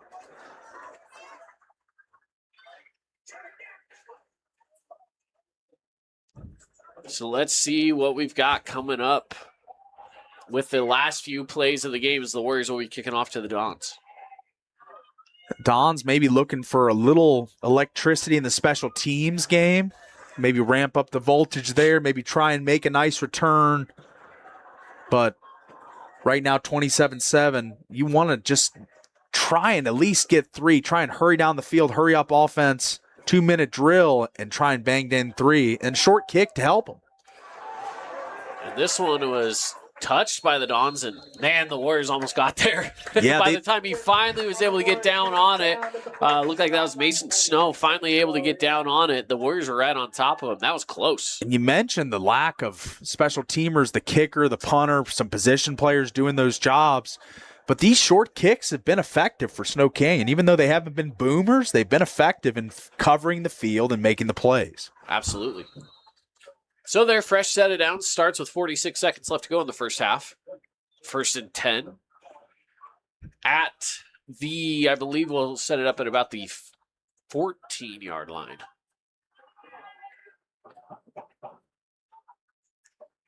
Low snap, handed off. Frost takes it to the far side, and he will gain just about 10 yards, is enough to move the chains. They'll say he's out after an 8-yard gain instead. It's impressive using the wide side of the field and just finding a little alleyway to get a nice pickup on first down. That's kind of one of those test plays. You kind of see if it goes for a loss or a 2-yard gain, but if it goes for something positive, maybe this is where you throw and try and knife into the defense a little closer, try and get in field goal range with a big play. Here's a snap. Passes away. Caught. And they got out of bounds, stopping the clock again. Interesting clock management so far. So far, so good, I'll say, is it's another first down. Moving the chains. Move the ball relatively well while not using a lot of clock. It's been impressive from the Warriors head coach, or the Don's head coach Brock Conde, I'm sorry. Kind of instructing out there, making sure everything's in line, and here we go. Snap is away. Rasmussen rolls out, dumps it off, and it's too low. Couldn't bring it in. Mason Snow drops that one. Yeah, kind of a worm burner there. Not really a play to be made with that low of a pass from Rasmussen. And now 28 seconds. What kind of play in your playbook do you have to get into field goal range? Is there some kind of trick play or anything that you can dial up here to keep the Snow Canyon defense guessing, which has been getting better and better as it goes in this game? Let's see what they have on second down. Snap. Rasmussen looking to pass. Goes downfield, has his guy. This is Warren, and he's going to take it to the house. How about it? Snow Canyon had nothing on that one as Warren takes it all the way down for the score. And this was an absolute dot from Rasmussen. This is put right on the hands of Nixon Warren, and he's in full stride. At the end of the first half, they just spring a back-breaking play on the Snow Canyon defense. That just can't happen if you're the Warriors, but what a play for Nixon Warren as he makes yet another game-defining play. And the extra point is good. So just like that, this ballgame has just really turned up the fire in the last few minutes. Snow Canyon gets the interception. They bring it back, and then, of course, a flag makes it closer. They get into the end zone. Thompson with the score. And then Spanish Fork answers right back. We got ourselves a solid ballgame here as we're approaching halftime. We've got the Pickle Pad halftime show coming up for you in just a moment. But until then, I feel like we're still not quite done, even with 18 seconds left. Yeah, there could be some more in store for us here with just 18 seconds. But with the way these two offenses have been going, the chunk plays, the explosives, they've been everywhere. And let's see if there's one more in store with 18 seconds in the first half.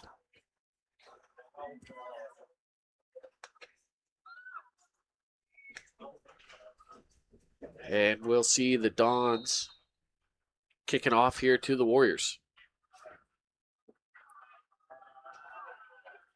Kick is away, and that goes out of bounds.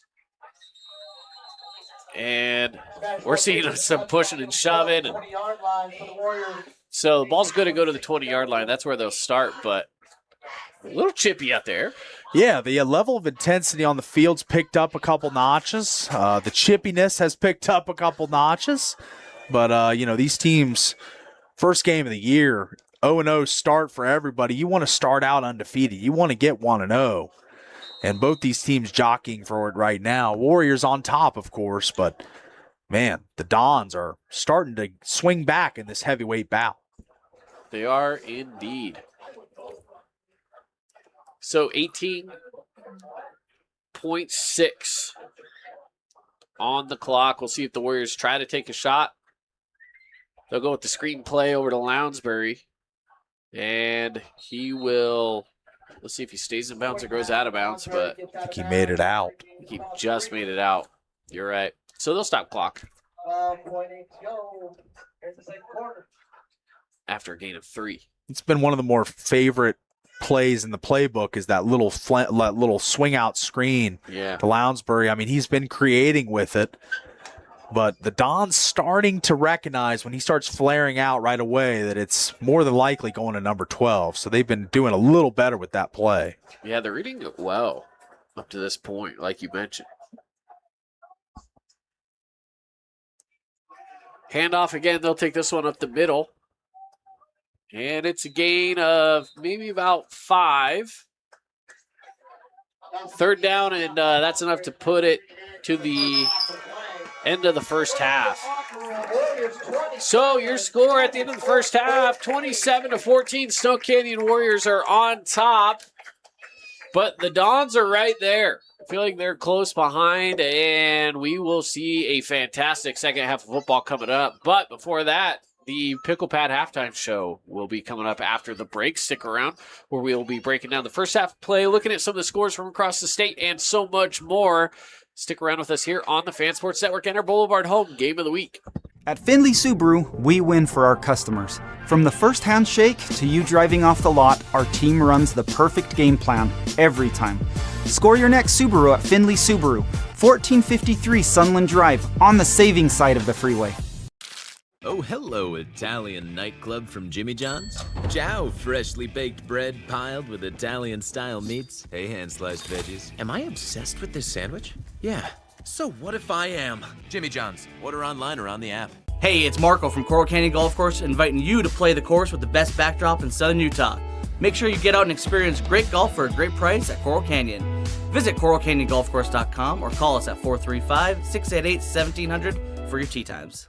Everyone loves local sports and, of course, loves ice cream. And the best ice cream on the planet is Handel's Homemade Ice Cream. Open late every day of the week with dozens of delicious flavors. So after your favorite team wins, head over to Handel's to celebrate with locations in St. George, Layton, and Woods Cross. Hey, it's Luke with Udine Associates at American Family Insurance. At Udine Associates, we love insurance so you don't have to. With a quick call, we can get you an instant quote with the right coverages. My team of licensed agents are ready to help you with better insurance from American Family.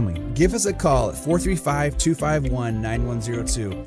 At Findlay Subaru, we win for our customers. From the first handshake to you driving off the lot, our team runs the perfect game plan every time. Score your next Subaru at Findlay Subaru, 1453 Sunland Drive, on the saving side of the freeway. Own property and want to rent it?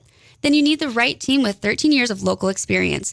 Aim to maximize your rental income and find quality tenants while keeping turnover low to increase your revenue and truly maintain your property. Learn more at redrockpropertymanagement.com. From bold statements to subtle compliments, Wilkinson's House of Lighting will help you more fully enjoy all the different spaces in your home. Find us online at shopwilkinsons.com or come in and see what's new. 88 East, 1160 South, just off Main. Hey, it's Marco from Coral Canyon Golf Course, inviting you to play the course with the best backdrop in southern Utah.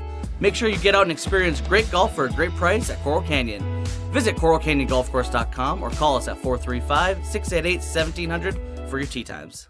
Your child's sports journey starts with the City of St. George Recreation. From their first steps on the court or field to becoming a star player, our youth sports programs are here to develop talents and teamwork skills. So get out and play. Check out all the sports and get signed up at sgcityrec.org. Need an appliance or two? AWP's got you. Check out the remodeled expansive showroom, highlighting the cafe series with colors like matte black, matte white, and modern glass. Make your kitchen stand out. Come see the local boys at AWP across the freeway from the Bloomington Walmart. Huge news! Sport Court has a brand new showroom and design center, and it's next level. See why so many are choosing Sport Court here in Southern Utah for top quality basketball, pickleball, and multi-purpose courts. Learn more at sportcourtofsouthernutah.com. At Findlay Subaru, we win for our customers. From the first handshake to you driving off the lot, our team runs the perfect game plan every time. Score your next Subaru at Findlay Subaru, 1453 Sunland Drive, on the saving side of the freeway. Relatives coming to visit? Not enough room? Maybe you're looking to host a family reunion and need a house with a pool. Red Rock Vacation Rentals has got you covered. From 2-bedroom condos to 10-bedroom luxury homes, they truly have something for everyone. Visit stgeorgeutahvacationrentals.com. Hey, it's Luke with Udine Associates at American Family Insurance. At Udine Associates, we love insurance so you don't have to. With a quick call, we can get you an instant quote with the right coverages. My team of licensed agents are ready to help you with better insurance from American Family. Give us a call at 435-251-9102. Best Friends Animal Sanctuary in Kanab is open daily for free family fun. Take a tour, volunteer, hike a trail, or bring home a new best friend. Visit Best Friends today for magical memories that'll last forever. Nets on Fire is the place to hoop in Southern Utah. Elevate your game with group or individual training with elite coaching. Hustle to netsonfire.org to learn more and see why so many rising stars hoop at Nets. Nets on Fire, building champions on and off the court. Red Rock Real Estate has over 350 professional realtors in the St. George area that specialize in the local market. Whether you're buying your dream home, looking for an investment property, or want to sell your home for the highest amount, the Red Rock Real Estate team is here to assist you. Get started now. Visit redrockrealestate.com. This cheesesteak is so freshly grilled, you can still hear it sizzling. I can hear it too. Me too. Actually, it's the Oh, cheesesteak? grill. Grilled right in front of you. It's a Jersey Mike's thing. You could wander around a warehouse store forever and never find the one thing that can make all the difference. A helpful face? Now that's something to consider. Everything your local Bucks A stands for is written on our faces. Welcoming, neighborly, knowledgeable. When you're in need of a helpful face, visit one of our 3 Southern Utah locations. Create your own relaxing, comfortable space. Boulevard Home offers the guaranteed best prices on furniture, appliances, mattresses, and more. And buy with no interest financing. Shop Boulevard Home, because home is who we are. Your child's sports journey starts with the City of St. George Recreation. From their first steps on the court or field to becoming a star player, our youth sports programs are here to develop talents and teamwork skills. So get out and play. Check out all the sports and get signed up at sgcityrec.org. From bold statements to subtle compliments, Wilkinson's House of Lighting will help you more fully enjoy all the different spaces in your home. Find us online at shopwilkinsons.com or come in and see what's new. 88 East, 1160 South, just off Main. Flynn Group plays to win. From commercial to residential projects, we deliver the total building envelope. Roofing, glazing, and architectural metals. Championship quality every time. Flynn Group, we've got you covered. Asphalt, we don't often think about it, but we use it every single day. Holbrook Asphalt's innovative HA5 product slows asphalt aging by 67%, making roads last longer and cost less to own. Visit holbrookasphalt.com to discover more. It's time to get your game on with Mountain Mike's Oven Roasted Chicken Wings. They're meaty, juicy, in 4 bold sauces ready to tempt your taste buds. Order online or on our app for carryout or delivery. You could wander around a warehouse store forever and never find the one thing that can make all the difference. A helpful face? Now that's something to consider. Everything your local Bucks A stands for is written on our faces. Welcoming, neighborly, knowledgeable. When you're in need of a helpful face, visit one of our 3 Southern Utah locations. Fabulous Freddy's is the locals' choice for a full-service car wash. It's fast. Have your car washed in just 20 minutes or less. Fabulous Freddy's always keeps it clean inside and out with 2 Southern Utah locations as well as in Vegas, Lehigh, and Sandy. At Findlay Subaru, we win for our customers. From the first handshake to you driving off the lot, our team runs the perfect game plan every time. Score your next Subaru at Findlay Subaru, 1453 Sunland Drive, on the saving side of the freeway. Nets on Fire is the place to hoop in Southern Utah. Elevate your game with group or individual training with elite coaching. Hustle to netsonfire.org to learn more and see why so many rising stars hoop at Nets. Nets on Fire, building champions on and off the court. Create your own relaxing, comfortable space. Boulevard Home offers the guaranteed best prices on furniture, appliances, mattresses, and more. And buy with no interest financing. Shop Boulevard Home, because home is who we are. Today's game is brought to you by D1 Athletics, Desert Pain Specialists, Dixie Motors, Grass Creek Construction, and Flynn Companies. Look at this. We got ourselves a Gatorade Player of the Year with $1 million for track and field. She was phenomenal this last year at track and field. Absolutely. And very well deserved for the Gatorade Player of the Year is Coach Thompson down there with her holding the banner, as well as some of the other members of Snow Canyon High School. Man, what a award that is to be recognized as a Gatorade athlete of any sort of athletics. But for her, track is definitely her strong suit. She does it well. That's right. A burner on the track, a great kid overall. I mean, I had her in studio, I believe, when the track team came in on the drive. It was awesome to meet her and very deserving for the Gatorade Player of the Year in Utah. Absolutely. Absolutely. Well, let's talk a little bit about the first half of play. We got some highlights we'll run through with you as well. Snow Canyon Warriors get the lead, but Spanish Fork just hanging on. They're right there, right on the coattails. Yeah, a couple big lightning bolts from Nixon Warren, and they're 2 scores down. I mean, this is still a game where they can compete, and we see some of the highlights here from the early parts of the game, and Lounsbury finds his way in there, and then this is the Warren shot, I believe, where he's going to roll out, and this is going to be an incredible dime from Rasmussen, who just lets it fly and lets his receiver run under it. Nixon Warren, with the speed, breaks away down the sideline for a massive touchdown catch for number 8, and he celebrates as fit as he gets some love from another receiver. And then we see Parker Olson here say, I can do that too, as he's going to just go ahead and stick it up the middle, and this was the Mike Allstott, boom! And he just trucks ahead for the first down. This would later end in a score, which we're going to see here from Parker Olson calling his own number right up the middle for the Snow Canyon Warrior touchdown. Yep. And it's been a fun first half. Fun first half indeed. Big touchdown right there. But then we see on the other side the answer back right here. What a play this was from the defense to be able to get a stop. And then they go and they'll score again, and we'll probably see that play here in just a moment. This one led to some flags and stuff that came out. Kind of an intense play after Hafen gets that, after Link Hafen gets the interception. And then we'll see here this touchdown pass to Isaiah Thompson through the middle, threaded the needle. Thompson brings it in, gets the touchdown. And then this, the Spanish Fork Dons, they weren't done. They got another touchdown. We'll see that right here on this play. Yeah, Nixon Warren behind the defense once again, streaking. I thought Lounsbury had a shot at him, but just didn't quite have enough speed to catch number 8 for his second score of the game. And that takes us to where we're at right now in halftime, 27-14. Spanish Fork, Snow Canyon Warriors battling it out. The Warriors lead the way 27-14, as we mentioned. Let's see if we can take a look at our some of our Region 9 scores as well. We've got some that are fully updated, some that aren't. The last we have seen from some of these, we've got Lone Peak and Crimson Cliffs. I know that one has changed a bit. We'll change the score for you here, but that one's 17-0 at the half. Last we saw from the Desert Hills and Hillcrest, Desert Hills is up 40-0. I think that game has since gone final between Desert Hills and Hillcrest, so that is in the book, I believe, at 40-0. Yeah, they did call it final. So, that one got running quick. Got away from Hillcrest.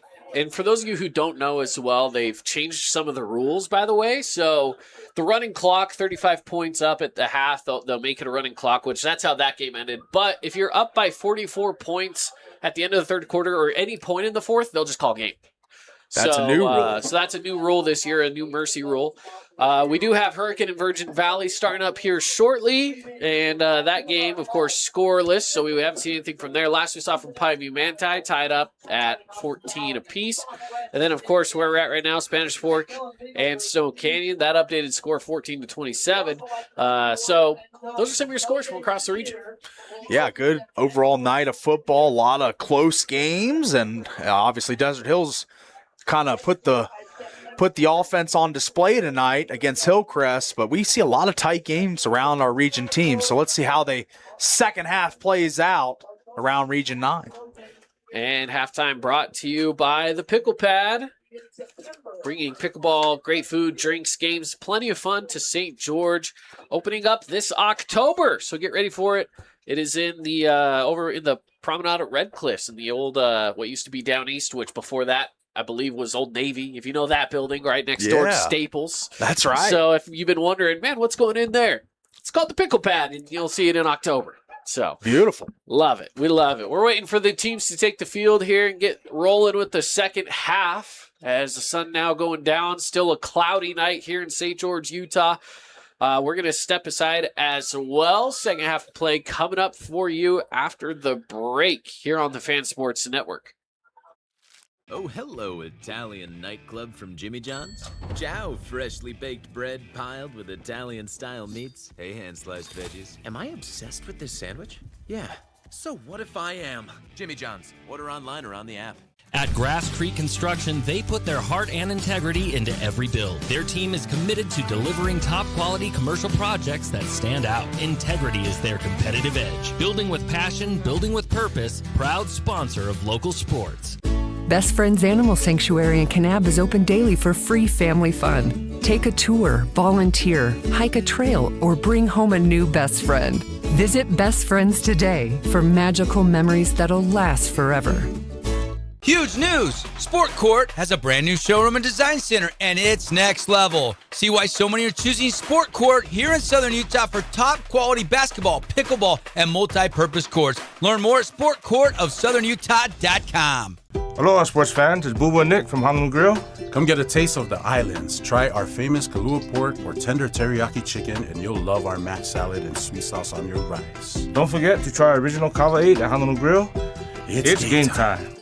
Hi there, Dr. Cody Johnson from Johnson Pediatric Dentistry. Just like any good sports team needs a game plan, your child's dental health needs one too. Call us or check us out online. Don't forget to ask for our new patient special. Johnson Pediatric Dentistry, keeping your kids' teeth in championship form. We love giving back to our community, and over the years, we have provided vehicles for families in need, supported local charities, and helped train our first responders. Dealer Collision, your place for collision repair. At Grass Creek Construction, they put their heart and integrity into every build. Their team is committed to delivering top-quality commercial projects that stand out. Integrity is their competitive edge. Building with passion, building with purpose, proud sponsor of local sports. Hi there, Dr. Cody Johnson from Johnson Pediatric Dentistry. Just like any good sports team needs a game plan, your child's dental health needs one too. Call us or check us out online. Don't forget to ask for our new patient special. Johnson Pediatric Dentistry, keeping your kids' teeth in championship form. Flynn Group plays to win. From commercial to residential projects, we deliver the total building envelope. Roofing, glazing, and architectural metals. Championship quality every time. Flynn Group, we've got you covered. Create your own relaxing, comfortable space. Boulevard Home offers the guaranteed best prices on furniture, appliances, mattresses, and more. And buy with no interest financing. Shop Boulevard Home, because home is who we are. Everest, K2, and now the Mountain by Mountain Mike's Pizza. The mountain-sized pizza is a massive 20 inches wide, delivering 20 slices and a mountain of toppings. Order yours now by using our mobile app. Scooter's Coffee and Hurricane is the best way to start your day or get you through your day. From breakfast sandwiches to cinnamon rolls to amazing smoothies and, of course, coffee, anytime is a good time to sip and smile. Scooter's Coffee, open 7 days a week. Got an awesome highlight from one of your local teams? We're looking for it in the Jimmy John's Highlight of the Week. Submit your video at thefansportsnetwork.com. Weekly winners score a $100 gift card, and if your clip wins Highlight of the Month, your whole team gets catered Jimmy John's. Let's get them trending. Asphalt, we don't often think about it, but we use it every single day.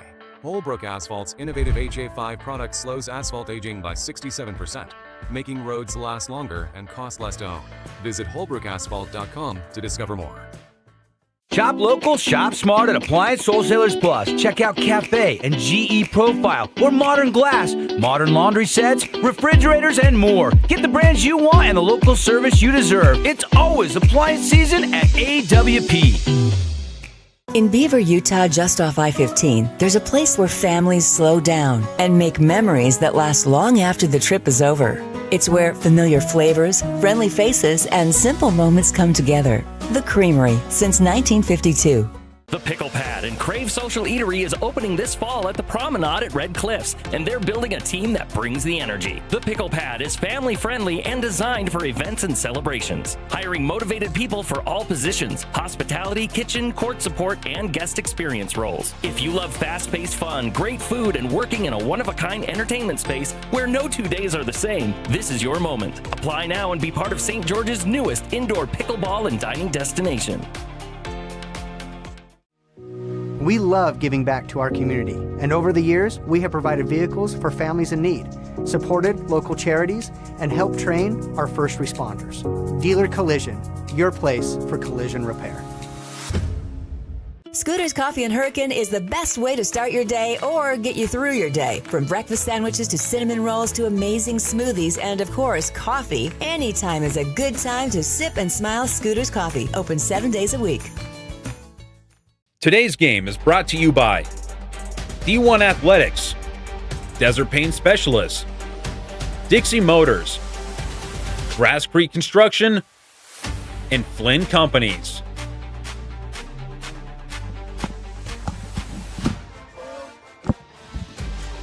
Today's game is brought to you by D1 Athletics, Desert Pain Specialists, Fabulous Freddy's is the locals' choice for a full-service car wash. It's fast. Have your car washed in just 20 minutes or less. Fabulous Freddy's always keeps it clean inside and out, with 2 Southern Utah locations as well as in Vegas, Lehigh, and Sandy. At Grass Creek Construction, they put their heart and integrity into every build. Their team is committed to delivering top-quality commercial projects that stand out. Integrity is their competitive edge. Building with passion, building with purpose, proud sponsor of local sports. Need an appliance or two? AWP's got you. Check out the remodeled expansive showroom, highlighting the Cafe series with colors like matte black, matte white, and modern glass. Make your kitchen stand out. Come see the local boys at AWP across the freeway from the Bloomington Walmart. Today's game is brought to you by Johnson Pediatric Dentistry, Sport Court, Scooter's Coffee, Red Rock Real Estate, and Best Friends Animal Sanctuary. And we are back live from Warrior Field as we are ready to have our Best Friends Animal Sanctuary kickoff from the Warriors as the second half of play ready to get underway, and the kick is up.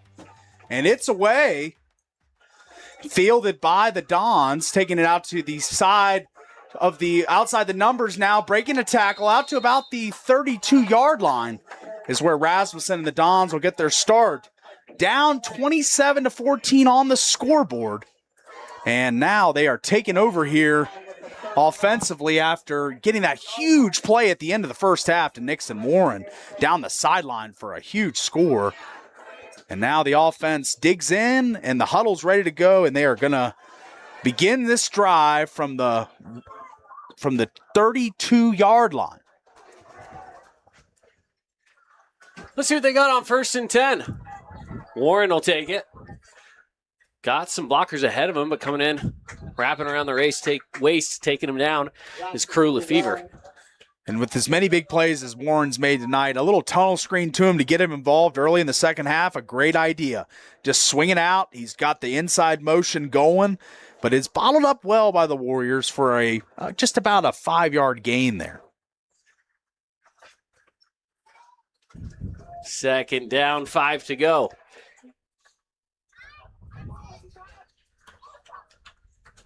Low snap. Play action goes near side. Just enough to gain that first down. Got it by 2 yards. Move the chains, first down. Good play there from the Dons. Just a quick, kind of looks like the Lounsbury screen out to number 2. That's Cohen Frost.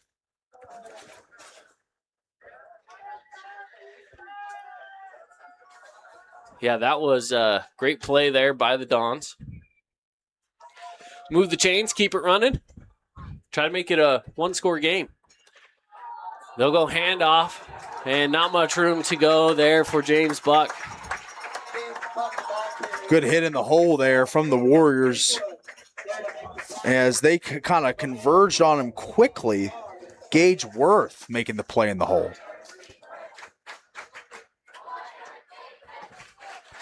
So with that stop, 2nd and 9.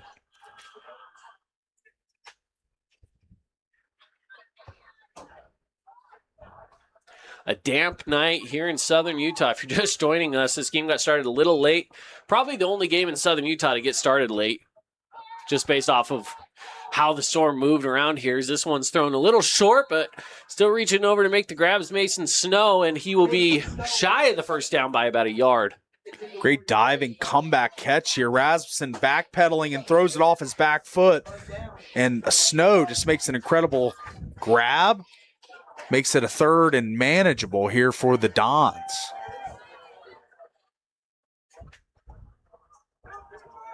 Who have to have a little confidence after that late second quarter bomb. Absolutely. You know, the offense has got to be feeling itself a little bit. See what they have here. They'll go play action again. Dumping it off to Frost, I believe. It is Frost, and he will go ahead for the first down. This is the maturity of the passing game. Yes, they've struck twice on bombs, but now they're finding their way down the field with little little nicks and cuts down the field. And this is just another great reception, yards after the catch, moves the chains.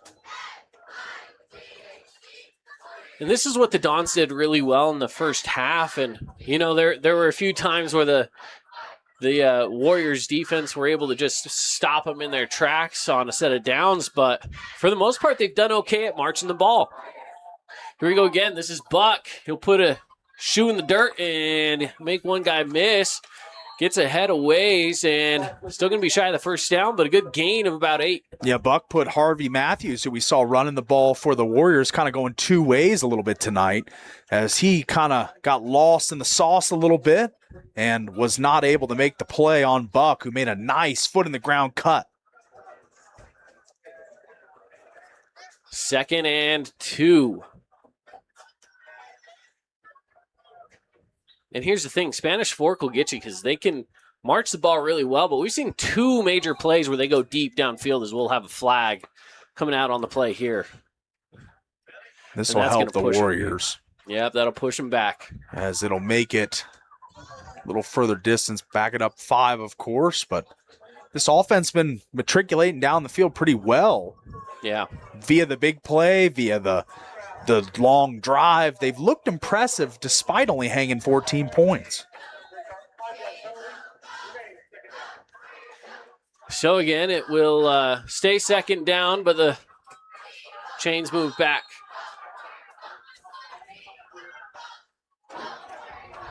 Actually be 2nd and 8 is where they'll mark it. Looking through, pressure was evaded, and Rasmussen's going to take off with it. He's got a huge old lane. First down and plenty more. Wow, what a breakdown that was from Rasmussen. He saw the lane, and he took it. Yeah, look at Rasmussen here. Look and throw all the way. Then the pressure gets on him, and look at the speed from number 1. Turns on the jets, gets down the sideline for a big gain on the ground. Something we haven't seen a ton of from the Dons tonight, and it comes from their quarterback. Well, and that was a rush coming in from your linebacker, right? I mean, it wasn't just your standard 4-man rush. You bring the linebacker in on a blitz, and he had the open lane to it, but that also led to the open lane for Rasmussen once he evaded the pressure. Here we go, 1st and 10. Looking to the outside and taken down. Jet sweep action there from the Dons. Number 3, Mason Snow getting in on the action. He's made a few catches, some carries. He's been involved in the offense. And that's now 2nd down and about 7.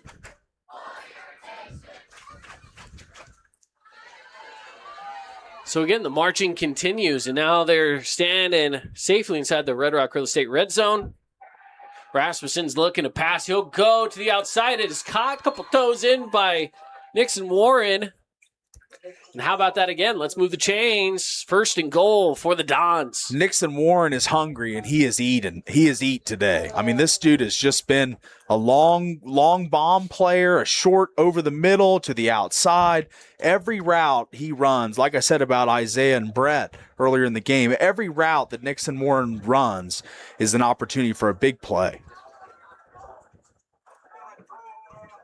1st and goal. Snap is away. Hand off. Given to Buck. Buck's going to take it around to the outside, and he's in for a touchdown. Buck returns from last year's team as the leading rusher, returning to this year's squad, and he punches it in on a nice carry here. Great blocking from his offensive line. Gets a seal on the outside there, and Buck's into the end zone for 6. And just like that, 1-score game Field goal here will make it 6-point lead for the Warriors. And that will do it. So it's 21-27. Solid first set here from Spanish Fork. Good opening drive for the second half. Can the Warriors answer back? We'll find out. Coming back from the break here on the Fan Sports Network. Stick around. This cheesesteak is so freshly grilled, you can still hear it sizzling. I can hear it too. Me too. Actually, it's the Cheesesteak? grill. Grilled right in front of you. It's a Jersey Mike's thing. Everyone loves local sports and, of course, loves ice cream. And the best ice cream on the planet is Handel's Homemade Ice Cream. Open late every day of the week with dozens of delicious flavors. So after your favorite team wins, head over to Handel's to celebrate with locations in St. George, Layton, and Woods Cross. Kickoff coming at you here shortly. Want to thank one of our great local partners bringing us some Region 9 athletics. Like Jersey Mike's, we're looking for our sub of the game. And I think we have some options. This one goes into the end zone. Yeah, we've definitely got plenty of options. Both sides of the field. Just depends on who comes out on top in this. That's right. And our kickoff brought to you by Best Friends Animal Sanctuary. You can tour Best Friends Animal Sanctuary in Kanab, Utah. Meet the animals from all around the country, and maybe even take home your new best friend. Go to bestfriends.org to learn more. So the Warriors will get the ball at the 20-yard line. Big night of football for us here on the Fan Sports Network, an affiliate of the Denver Broncos. We had the Broncos on earlier today. Yeah. Leading up to this game on our radio side. A lot of football. Love it. It's the season. That's right. Play action, looking pass, going across the middle, and it's Lounsbury, and he's going to be wrapped up and taken down immediately by Caleb Grant, was the first on the scene. I think the Dons had an extra defender there. The umpire here gets a little bump on right. Lounsbury here. He gets in his way a little bit, but still makes the play. I think you might be right. It is first down for the Warriors.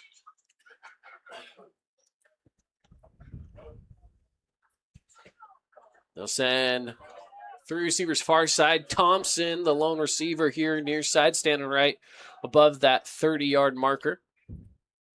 Lounsbury in motion.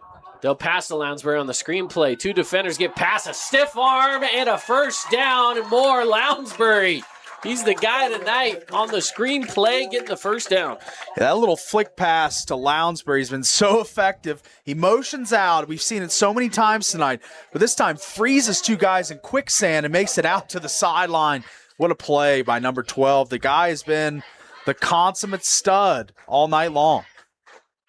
Well, like we said, he's just a football player, you know? He is an absolute stud. Now, I know he wanted to run for 200 yards. It's probably not happening tonight by the looks of it, but he's still making big plays. That's right. Like I said, sometime this year we're going to be on 200 watch. We'll be on 200 watch, for watch. sure. So 1st and 10. The handoff, good for a yard, but the defense is there. Dons stack it up. Oh, I think it's Matthews. Yeah, that time it was that was Kobe Lamoureux, I believe. Oh, I think that was Lamoureux. number 22. 22, you're right. So it brings up second down. Still plenty to go here for the Warriors. I'm liking what I'm seeing from Spanish Fork. This seems like a team that's got a little bit more of revived spirit from last year. Sure. You know, I know last year wasn't the year they wanted, only 4 wins. And Snow Canyon's a great team. They're hanging right in there with them. This is another handoff, and this might be a loss. It is. That's going to bring up 3rd and long. Good stop there by the Dons, right on cue. Yeah, I believe this was just a hold and hog-tied him down. Number 19 for the Dons. That's Caleb Grant. Makes a nice play there. So that'll bring up 3rd and 9. Got back to the line of scrimmage. So what do the Warriors do here? A lot of options. They've got a pretty solid offense. Some good threats. Isaiah Thompson near side. You got Brett Beathers. You got Brody Lounsbury. And don't be surprised if Olsen keeps it himself at times. This time he'll go near side. Was looking for Thompson, but overthrew him on that cutback. Yeah, it was a little high ball there from Parker Olsen, but really good defense there from Mason Snow, two-way starter for the Dons, making a lot of plays on both sides of the ball.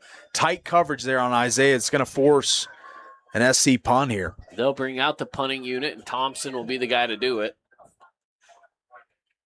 The do-it-all guy out there when it comes to receiving and punting, I guess. Yes. Huh? Crossover, receiver, punter. I don't think we've seen that very often. You know, high school sports give you some strange They do. crossovers. You'll see quarterback, linebacker, punter combinations, and he loses this one. He's got to dive on it just to keep Spanish Fork from scoring, but how about field position? They're going to line up at the 20-yard line, ready to punch this one into the red zone. And that's the second bad snap we've seen from the Warriors. This one's just on the ground all the way. Squirts through the legs of Thompson, and there's two Dons on him immediately. Not a chance. And it's going to set them up with prime real estate, like you say, for an offense that just went on a really, really good drive. Chance to take the lead here, 27-21. I mean, this is a hot gun right now. The barrel's smoking for the Dons. This offense is on fire, so let's see if they can cash in. Looking to pass, and he's got a guy wide open. Nobody around him. And just like that, it is a tied ball game. Nixon Warren, our Findlay Subaru Star Watch. I think if the Dons end up winning this one, I think it's pretty safe to say he's going to win our player of the game because he's got it just about locked. Yes, that's a hat trick for him touchdown-wise. Just gets around the DB there, just uses some physicality, gets bumped, fights through it, and finds his way into the end zone again. He's hyped up too. Gets some love from the big fellas. And this is for the lead. This is a big extra point. And it's going to go. That's good. So just like that, Spanish Fork down by 2 scores. How about up by 1 point? They take the lead 28-27 with 5 minutes, 10 seconds left in the third quarter. We'll take a quick one. We'll be back right after this. At Findlay Subaru, we win for our customers. From the first handshake to you driving off the lot, our team runs the perfect game plan every time. Score your next Subaru at Findlay Subaru, 1453 Sunland Drive, on the saving side of the freeway. Oh, hello, Italian nightclub from Jimmy John's. Ciao, freshly baked bread piled with Italian-style meats. Hey, hand-sliced veggies. Am I obsessed with this sandwich? Yeah. So what if I am? Jimmy John's. Order online or on the app. Today's game is brought to you by Johnson Pediatric Dentistry, Sport Court, Scooters Coffee, Red Rock Real Estate, and Best Friends Animal Sanctuary. Spanish Fork lead, and they now kick off to the Warriors. Kick is up. And Lounsbury, and I believe those Beathers kind of fought for it there on the return and don't get it very far. Just past the 10. They'll set up at about the 13-yard line. Miscommunication there on the return. The Warriors mentally feel like they're kind of falling apart here. Yeah, Warriors been a little bit of a tough run here the last couple sequences, and this is just an example of both guys wanting to make a play and not really knowing where they are on the field, and almost causes another fumble of free ball again. But the Warriors will maintain possession, but backed up pretty deep, I think at their own 13-yard line.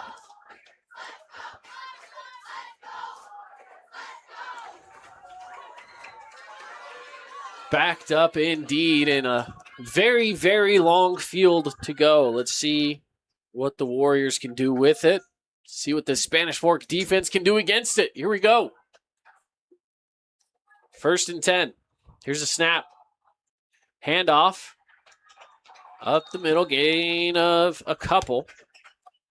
And even though you're down, it's the third quarter, you can still run the football. This is still an opportune time to get the run-pass mix, keep Lounsbury going, Lamoureux, get those running backs going downhill, and then look for the deep shot on the play action or some form of Isaiah Thompson or Brett Beathers shot.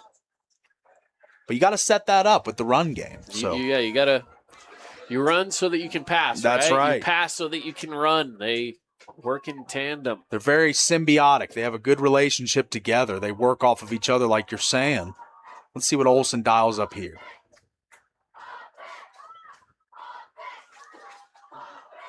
Feathers goes in motion.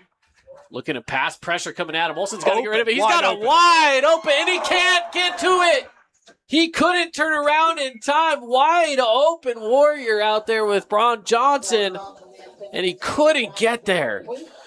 Look at this route concept. You got a nice motion man. Beathers draws a couple to the sideline, and this frees open the entire middle of the field, but just unable to locate the ball, and it's going to bring up a third down here for the Warriors. You feel like that's just an opportunity that when you put a pin in that one, because that could be a huge missed opportunity. I can agree with you on that. I think you look back at that moment and just think, man, I wish I would have read that a little bit better. You know? It's so hard when it's coming right at you. The over-the-shoulder catch is a difficult one to make. And it is. And I think naturally he wanted to turn on that, catch it with his chest. But maybe that's what they practice coming up, is we got another deep one coming, and that's going to be overthrown and bring up fourth down. Yeah, really well covered there. Isaiah was working, again, using the sideline as another defender, number 3. That's Mason Snow. He called his name a lot tonight, offensively, defensively. Forces Thompson to the sideline. As you see, Parker Olsen wants to uncork a deep ball. That's the go route. That's Thompson down the sideline. But there's 2 Dons, and Snow's all over him. Yeah, that was really good coverage. I think they knew that the Warriors would want to go deep there, put 2 on the deep guy. Fourth down. Good stop here by Spanish Fork, and the way the offense is moving, I wouldn't be surprised if they can go up by another score here, make it an 8-point lead on this next drive. Good punt, though. Picked up just beyond the 40. Warren pointing, and he'll go out of bounds right about midfield at the 50-yard line. Yeah, Warren directing traffic there. We got a flag down. It looked like there were some big hits thrown in the blocking in front of Warren. So let's see if they were legal blocks or not. Let's take a look here. Big booming punt from Thompson.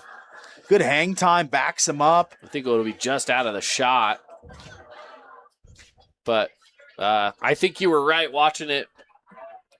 Watching it with my eyes up the field, it seemed like there's a lot of guys on the ground. So I'm assuming maybe a lot of guys on the ground. Some blocking the back or something of that ilk. And those are things that you don't need, right? Oh, blindside block. And I think he said number 42. I could be mistaken on that. If that's the case, that would be Blake Oldham, but I don't know if that was 42 as he mentioned, or if it was somebody else. Sometimes hard to hear in the booth here what they're saying out on the field. Delayed handoff, no, attempted handoff, but then he decided to keep it for himself. Rasmussen's going to go down. Big sack by Jonah Larson instead. And that's good pressure put on by the Warriors. The pocket collapses. Rasmussen nowhere to go. We've seen him elude a lot of rush tonight. And the Warriors blitzes and blitz packages and stunts and twists. That time, nowhere to run, nowhere to hide. Rasmussen goes down. Second down, 16 to go. Looking to pass. They're going to go with the screen play. And I was wondering if they're going to get him for kind of a late hit. It wasn't really a late hit, but he kind of pulled him down late. But they don't blow the whistle there. Instead, it's a good pickup. Still third down, though. And we'll give him 3rd and 5 on the play. But a very good pickup there by Nixon Warren. He's as you mentioned, he's definitely been he's our Findlay Subaru Star Watch guy, but I think for good reason. He's the guy scoring touchdowns. He's the guy making big plays. Yes. And here's Rasmussen taking the snap, looking to pass, goes across the middle, can't get Warren, his intended receiver. out towards that far sideline. And that'll bring up 4th down. Big stop for the Warriors as the punt team's going to come on for the Dons. Just an update on Warren.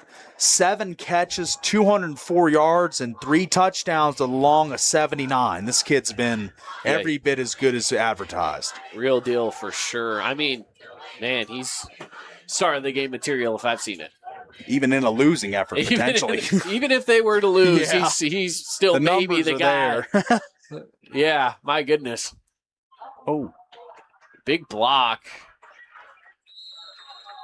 Upfield, getting Paul saying, ooh. Yeah, I was surprised by that. Nice block thrown. We'll check it out here, replay. They let that one die at about the 27 or so. Little pancake block there. Like to see that. Now, it wasn't like the last time downfield. There was no blind. Well, they do have a flag, but it's in a different spot downfield. But I don't believe that one was a blindside block or anything like that. Hence why they let that one go without throwing any sort of flag there. But there is a flag right at midfield. Let's see what they have to say.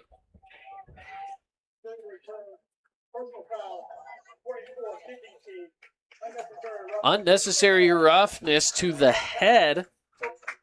And that was against Hagen Anderson, number 44 for the Dons. So that will move that football just a little further up for the Warriors. The Warriors need a spark plug on offense and maybe the added yardage here, getting them closer to the 50. A little more of the playbook open to you at this spot on the field. So I think we'll see a good mix of run and pass. And we'll see what Parker Olson, who was just out of the reach of having another long ball touchdown in this game, the last drive, to Bron Johnson, number 23. And looking to gain a first down and does. Just like that, Brett Beathers. Brilliance from Beathers. Look at him. Look at this on the replay. He's got so much speed for a guy that gets in and out of his cut so quick. He just burns that cut there and then cuts again upfield. It's a good catch too in a little bit of traffic there. Had a guy right on his tail and is able to bring it in. And again, it's another first down here for the Warriors. 2.5 minutes to go in the third quarter. 1st and 10 from the 45. And it's going to be keeper taking it up the middle is Olson, and he will pick up 4. And it's 2nd down. Parker Olson had a really good day today, though. 15 out of 20, 195 yards and a touchdown. Also 52 yards and a couple touchdowns on the ground. So the dude's been doing it today. I mean, talked to him at media day, talked about how his offensive line was going to keep him upright and protected. They're so cohesive and a great unit. Let's see if they have a longer developing play here that can showcase both Parker's arm and the O-line. On 2nd down, Beathers in motion. Snap is away. Look at a pass pressure coming through the middle. Evades it. And it's Beathers again with another first down. Call it the Brett Beathers quarter here in the third. Big play Beathers. The dude's all over the place on the sidelines, the middle of the field, taking the top off with the deep routes. He's done everything for this team tonight, who continues to just scrap back in this game. Has fallen behind by 1, but still very much in it, driving into the Dons red zone as we speak. And man, Brett Beathers, I mean, we talked about isolate Isaiah in the pregame, but Beathers has been excellent tonight. Absolutely. 68 yards leads the team. Looking to pass here, get some blocks. Isaiah Thompson, he's going to follow another blocker past the 5, and he's in. It's another Isaiah Thompson touchdown. And this is just what this kid can do. Unlimited athleticism in the open field. Looks like a deer running here. Look at this catch. Such long legs, long strides. Tunnel screen, great blocks. Got another big man in front, and he just glides into the end zone. It looks so effortless for number 6. What a play. What a block, too. Talk about that lead block up ahead, and for Thompson's awareness to follow it as well. Great play for the Warriors. The extra point is up, and that is good. Makes it 34-28. They take the lead right on back into their hands, and we will take a break. 34-28 with 1:20 left to go here in the third. We'll be back right after this. Hey, it's Marco from Coral Canyon Golf Course, inviting you to play the course with the best backdrop in southern Utah. Make sure you get out and experience great golf for a great price at Coral Canyon. Visit coralcanyongolfcourse.com or call us at 435-688-1700 for your tee times. Everyone loves local sports and, of course, loves ice cream. And the best ice cream on the planet is Handel's Homemade Ice Cream. Open late every day of the week with dozens of delicious flavors. So after your favorite team wins, head over to Handel's to celebrate with locations in St. George, Layton, and Woods Cross. Welcome back on into the Grass Creek Construction broadcast booth. The Snow Canyon Warriors back on top. 34-28. We've been seeing the score going back and forth now. The Warriors started out in the lead. They held it for a while. And then just like that, the Dons march back. They score a couple, take the lead. Snow Canyon takes it right back. Fantastic football game to start off the season. What a season opener this is for both of these teams. Points all over the scoreboard. Big plays everywhere. Studs showing out. This has been a fun one. Picked up at the 10-yard line. Took a hit, took another one, still on his feet. Can't go down, gets all the way past the 30, and some flags come in. That looks like it was took on a bunch of tacklers and kept breaking and shaking off tacklers. I wonder what the call is here. Could this be in the area of face mask potentially? They're going to have a quick conversation, but I want to see if we can pick it up ourselves. I think it is a face mask. Face mask there. Coming on in hot, and just you throw a hand into the mix, and that time it just happened to grab on the face mask. So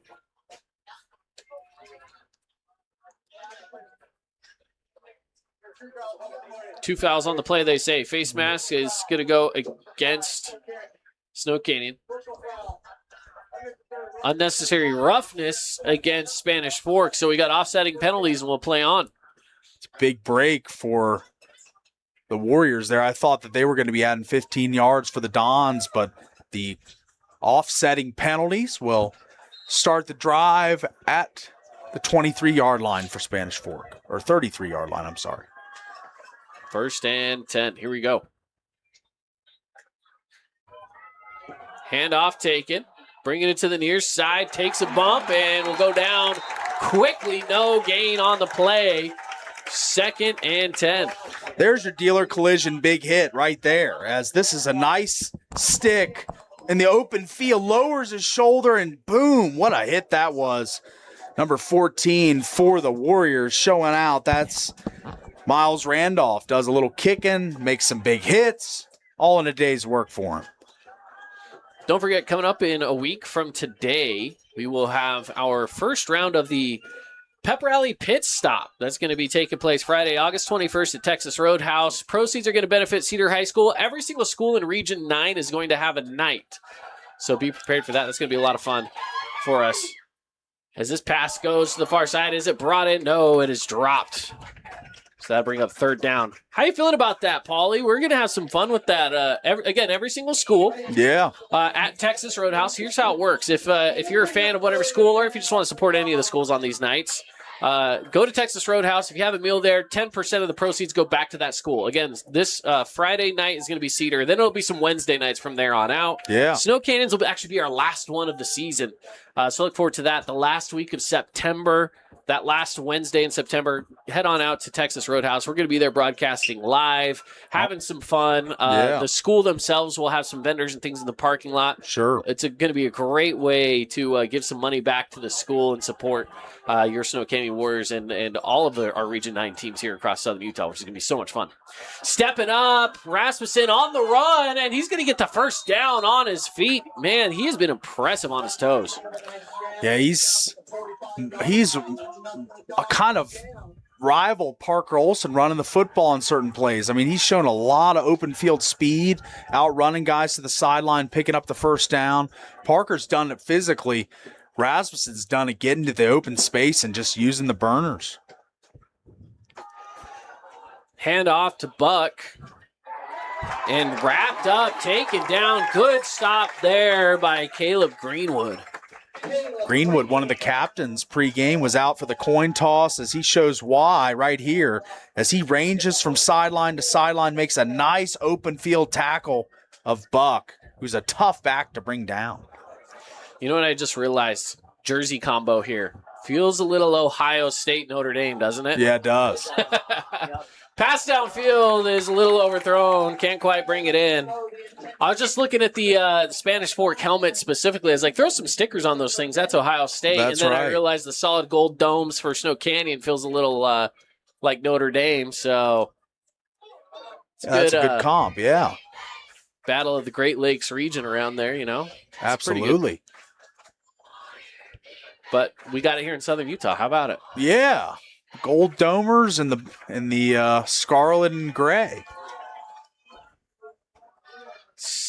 Third down. And that is caught. First down.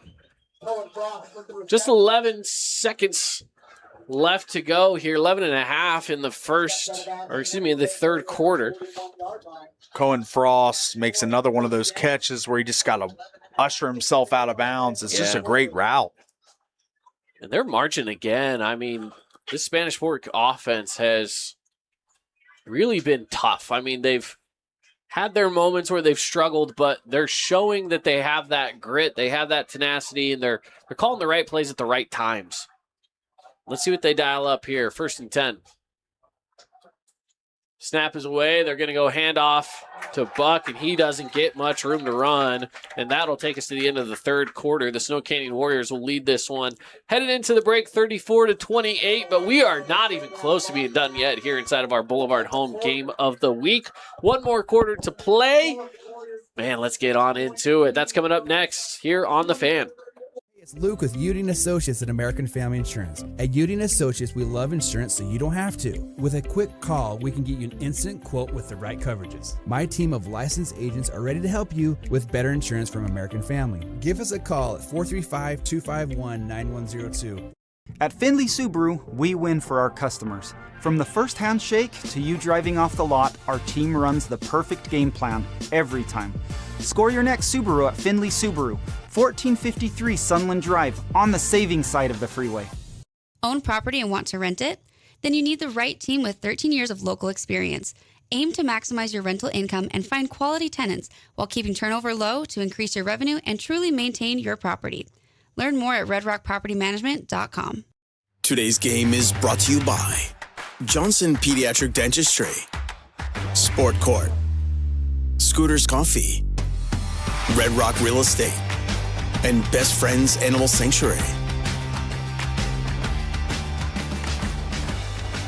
Welcome back on in to the Fan Sports Network and your Boulevard Home Game of the Week. Appreciate you joining us today as we now start the fourth quarter of action. And we're going to see another fantastic run from Rasmussen as he gets taken down, but I believe it's enough to pick up the first down, move the chains. He's good on his feet, Paulie. Yeah, I mean, look at this. I mean, Rasmussen just has a sense, like spidey sense for the open field. When it's wide open, he seems to take off and pick up 8, 9, 10 plus yards. Let's see what he does again here. 1st and 10. I mean, this has been another very well executed drive from the Spanish Fork Dons. Coming to the near side and take it down after a gain of just a few. Yeah, Cohen Frost on the carry there. They're starting to mix in a lot of different ball carriers. Buck, Frost, get Nixon Warren the ball in space through the air. They've kind of got a formula at this point as this offense is really churning and really burning Snow Canyon. So Snow Canyon's got to keep these really lethal skill players in front of them in the pass game. And then with Buck, got to bring him to the ground. You know, he's been a hard runner. Absolutely. So here we go on 2nd down and 7 to go. Snap is away. Rasmussen's going to go with the pass up the middle. That's a first down and plenty more. As they're now inside that Red Rock Real Estate red zone. Just a great route again. Cohen Frost just finds a way to just find the open space in the middle of this zone. There's a pocket here. He's going to cut, and he's just got space to rove and move. And again, the Dons threatening once again with only a 6-point lead for the Warriors. So a touchdown plus an extra point puts the Dons ahead in the fourth quarter. If they're able to cash in here, so Kane got to clamp down in the red zone. Absolutely. On 1st and 10. Snap is away. They'll go handoff. Hit immediately. Wrapped up. Taken down. It is a loss. Maybe back to the line of scrimmage. But nowhere to run for the Dons this time. That's right. This is a hog-tie tackle here. Just slings him to the ground. Just gets him in his grasp and just slings him. Beautiful, aggressive play there from the defense. Taking out a little anger, I think, because they have been kind of moved on a little bit these last couple drives by the Dons. So, yeah, and again, that was Caleb Greenwood. He's been fantastic here for the Warriors late in the game, making some big defensive plays. Yeah, I agree. So it's 2nd down. Looking to pass again, going into the middle. It's caught. Good move past the 5, and that's enough for a touchdown. I think he's a little short. They're going to say he's short. He starts pointing at the ground and saying, no, you're down. Wow. 1st and goal from what, the inch line? Is that a thing? Yeah, he's very close. Wow. Oh, if they had review, that might. That was very close. Yeah, they could see what we could see. I wish we had a camera pointing right down that line, but man, it was, even from our viewpoint, that looked close, but good opportunity to punch it in here and take that lead right back. The 1st and goal, you can't really beat the setup from the 1-yard line.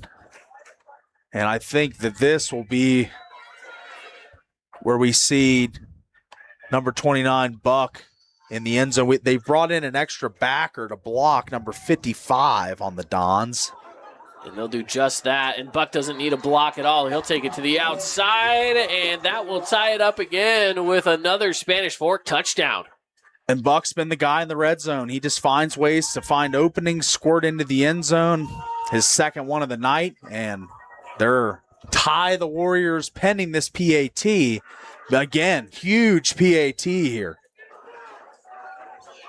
Well, they've been solid. I mean, they have. Up to this point, we have seen nothing but PAT after PAT go through the uprights, and this one will be no different. They take the lead right back, 35-34. Fantastic game we've got here going on late at Snow Canyon High School. We'll take a quick break. 8:32 left to play here on The Fan. Stick around.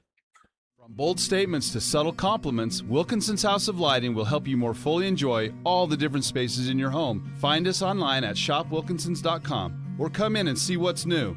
88 East, 1160 South, just off Main. Hey, it's Marco from Coral Canyon Golf Course inviting you to play the course with the best backdrop in Southern Utah. Make sure you get out and experience great golf for a great price at Coral Canyon. Visit coralcanyongolfcourse.com or call us at 435-688-1700 for your tee times. Your child's sports journey starts with the City of St. George Recreation. From their first steps on the court or field to becoming a star player, our youth sports programs are here to develop talents and teamwork skills. So get out and play. Check out all the sports and get signed up at sgcityrec.org. Welcome back on into the action here from Snow Canyon High School. The Spanish Fork Dons getting the lead here, 35-34. And they send this one to the back of the end zone, setting up 1st and 10 for the Warriors at the 20-yard line. And this is where Parker Olson, obviously a junior a year ago, had a big season, 26 total touchdowns, was really the spark plug of this offense, ignited them throughout the year to a 6-4 season. But they started off 3-0 last year, and this is not a spot they want to fall at home. So Parker Olson, this is his time, winning time, 8:32 in the fourth quarter. Got to have a strong drive here, get back in this one, get ahead in this one, I should say.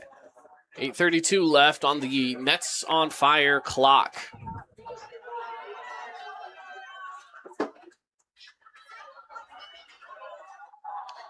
And we've got flag on the play after the run from Lounsbury. Let's see what that flag is. See if we can catch it here. Lounsbury going to break a tackle, shake off a few there. Still running with a lot of aggression.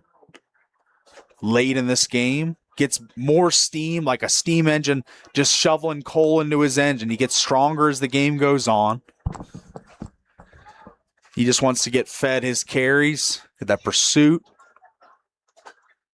The 200-yard game, probably like you said, Cade, not happening tonight, but he said it at media day, said he wants to do it. Looks like they're communicating with the Dons sideline if they're going to back them up. Yeah, let's see what happens. Illegal shift against the Warriors is what they're going to call it. So 5-yard penalty, first down again.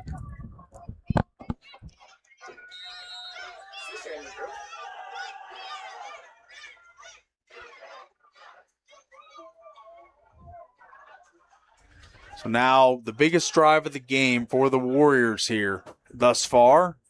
Down 1 on the scoreboard. Could they get one of their dynamic duo, the potent threats, Thompson, Beathers on the outside? Let's see if Olsen can sling one. And he's going to sling one. Deep. He's got Beathers down there, and there's a little contact. They're not going to call anything on it, so it'll come right on back, second down. But that was an interesting run there. Yeah, Beathers didn't really kind of adjudicate for the call there, so I don't know, maybe there wasn't a ton. I thought there was some contact at the top of the route, but we play on, and 2nd and 15, that illegal shift looms large now. See what they got, 2nd and 15, as you said, with 7:55 left to play. They send 2 receivers to the far side, 1 near side. Olsen, it's a guy in motion. He'll take the snap high. Pressure coming at him quick. Dumps it off across the middle. It's caught by Lounsbury, and he'll gain a few. Gets it back inside the sticks, so it'll be 3rd down and 9.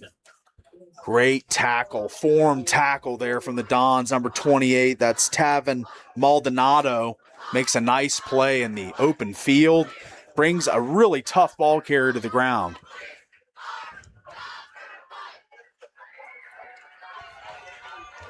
If you're Snow Canyon, it's 3rd down. You want to obviously convert here, but, keep it in play. Run that clock down as much as possible.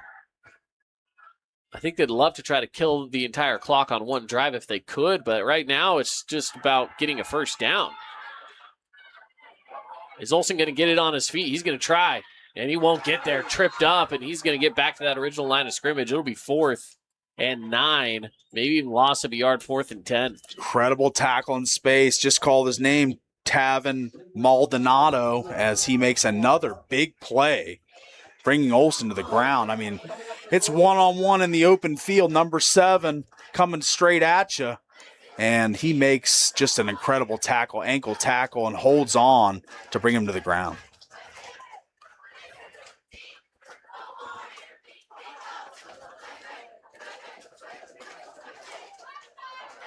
Flag flies.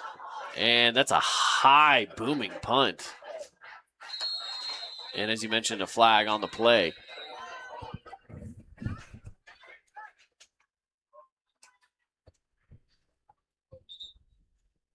I'd love to see what that call was exactly. It was a pre-snap penalty. The flag flew pretty much simultaneously to the snap, so... And they are talking to the Dons sideline. If they want to re-kick again, or if they just want to accept take the 5, and play on. It wasn't a great kick, so if I were them, I'd say decline that. They're adding the 5, to the end of the run. You're right. Yeah, well, it was a pretty tough kick there. So now Don set up with prime real estate, leading by 1 here with the football. This instantly becomes the biggest defensive sequence for the Warriors of this game, trying to get the ball back to their offense. And the Dons, with 6:20, can pour a little salt on this one if they keep they put another score on. After the high snap, nowhere to go. Good defensive pressure coming on in from the Warriors there. And that'll bring up second down and loss of a couple, make it 2nd and 12. Love the big fellas, 66 and 72 of the Warriors. They always need to shout out these big guys when they make plays. Marshall Turner and Silas Mayer. Absolutely. Yeah, we love our big guys, right? That's right. So 2nd and long. Snow Canyon, if they want to keep themselves in this game, they have to get a big stop here. Keep this drive from going further. But Frost, how about that? Take off the sideline, young man. Cohen Frost. Launched like right off the launch pad. He just gets 0 to 60 in 2 seconds down the sideline. Frost just catches a simple swing pass, and it's get up and go, baby. He is down the sideline for a quick first down for the Dons, and now we're starting into the danger zone for the Warriors as down 1, don't have the ball. The clock is your enemy at this point, and the Dons looking to add an insurance score here. They'll dump it off to Frost again. He'll pick up a few more. And if I'm Coach Brock Conde, I'm probably telling Frost not to angle out of bounds at this point in the game. With a lead in the ball, you probably want to just keep the clock moving. Sure. So he's angled out a few times in this drive, and it's precious seconds that they could elapse and tick off. I wonder if they're going to keep running the routes to the sideline. See what they got here. Decent gain on the play, taking it right through the middle. It'll be 3rd down and about 2 left to go. Now this is where the Warriors defense and the defensive front needs to create some push, create some leverage, get low, move the offensive lineman back, because I think they're going to run lead, dive right up the middle, right at you, and just see if they can get 2 yards our O-line against your D-line. This is the fight in the trenches on this play, I think. And it's basically that. I mean, take it through the middle, see how far you can get, and it's not very far. They got the push. The Warriors got the push that play. It'll be 4th and still just about a couple. I mean, not really a gain on the play at all. Yeah. There's a lot of backfield penetration there. I mean, there's not a lot of room to roam for Buck. And now this becomes a massive, massive situation for the Warriors and the Dons. 4th down. Dons trying to keep the ball, keep the clock running, score. Warriors trying to get it back, get that elusive 1 point that they need to get back in the top, or get the 3 points to get the lead.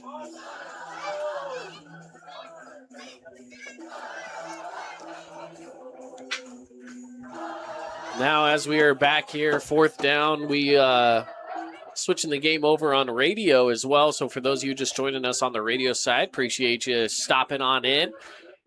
We will give you some updates as we go on from that Lone Peak and Crimson Cliffs game. But this game right now, if you're just tuning in on the scoreboard, 35-34, Spanish Fork leads. It's 4th and 2. They are on offense. And with 4:17 left on the clock here in the 4th quarter, looks like it still could be just about anybody's game. So if you're just joining us on the radio, we are in a good one at Snow Canyon High School. Warriors defense again backed up. Currently ball at the 20-yard line in Warrior territory, 4th and 2. Let's get at it, shall we? The student section begins to stomp and pound the stands, trying to generate some energy for their defense here.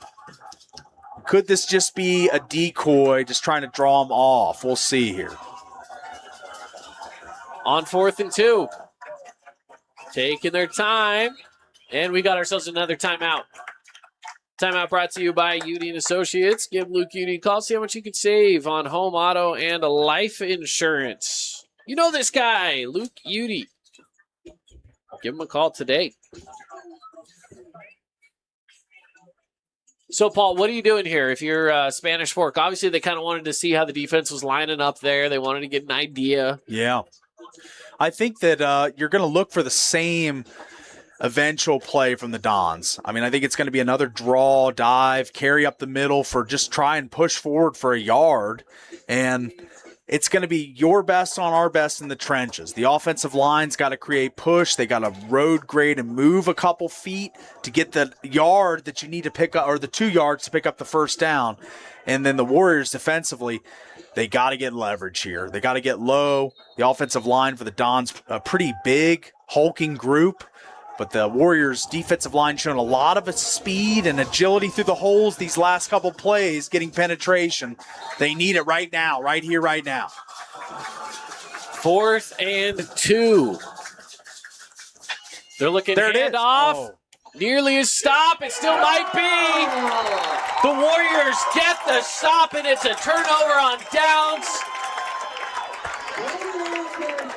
What a heat-seeking missile. Look at this on the Holbrook asphalt replay. I know he doesn't make the play, but Lamoureux in the backfield, he put a little stop. stick to him, and then that caused a little slow up of the run and let his friends all gang up and make the play. But Lamoureux shot through there like a cannonball. That was a phenomenal play from Lamoureux. As you mentioned, he may not have been the guy that got the tackle, but getting that initial contact, he had to spin out of it. Buck had to spin out of that contact, which then gave time for the other Warriors defenders to come around and make that stop. So the Warriors, trailing by 1, have the whole field ahead of them. They are set up at the 21-yard line, and they got to score just anything. It's a one-point game. Score anything, and you take the lead back into your hands. And the ball is on the ground. I think he was down before the ball came out, but Warriors pick it up anyway. And a gain of about 4. Kind of a nervous sequence there for all the Warriors supporters. Yeah, he was on top of a Don, it looked like.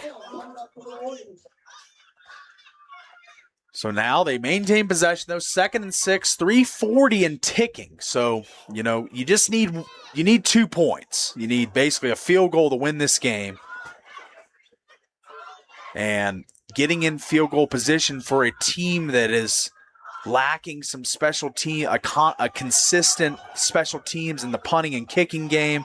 Do they just try and get it as close as they can or score a TD and just try and put it up big? But we'll see what happens. Olsen's going to go through the middle, and wow, there was a chance from Spanish Fork. It was broken up, but a good chance to at least get a hand on it. And if that was thrown just an inch off, you're looking at maybe a pick. They're trying to thread it in there to Beathers and unable to find him because there was 3 Dons converging on the position, and that was kind of a hasty throw made from Parker Olsen there. Kind of rushed. Going to have to come up with something big here. 3rd and 6. Biggest third down thus far this game with just over 3 minutes, 3:11 left on the Wilkinson's House of Lighting scoreboard.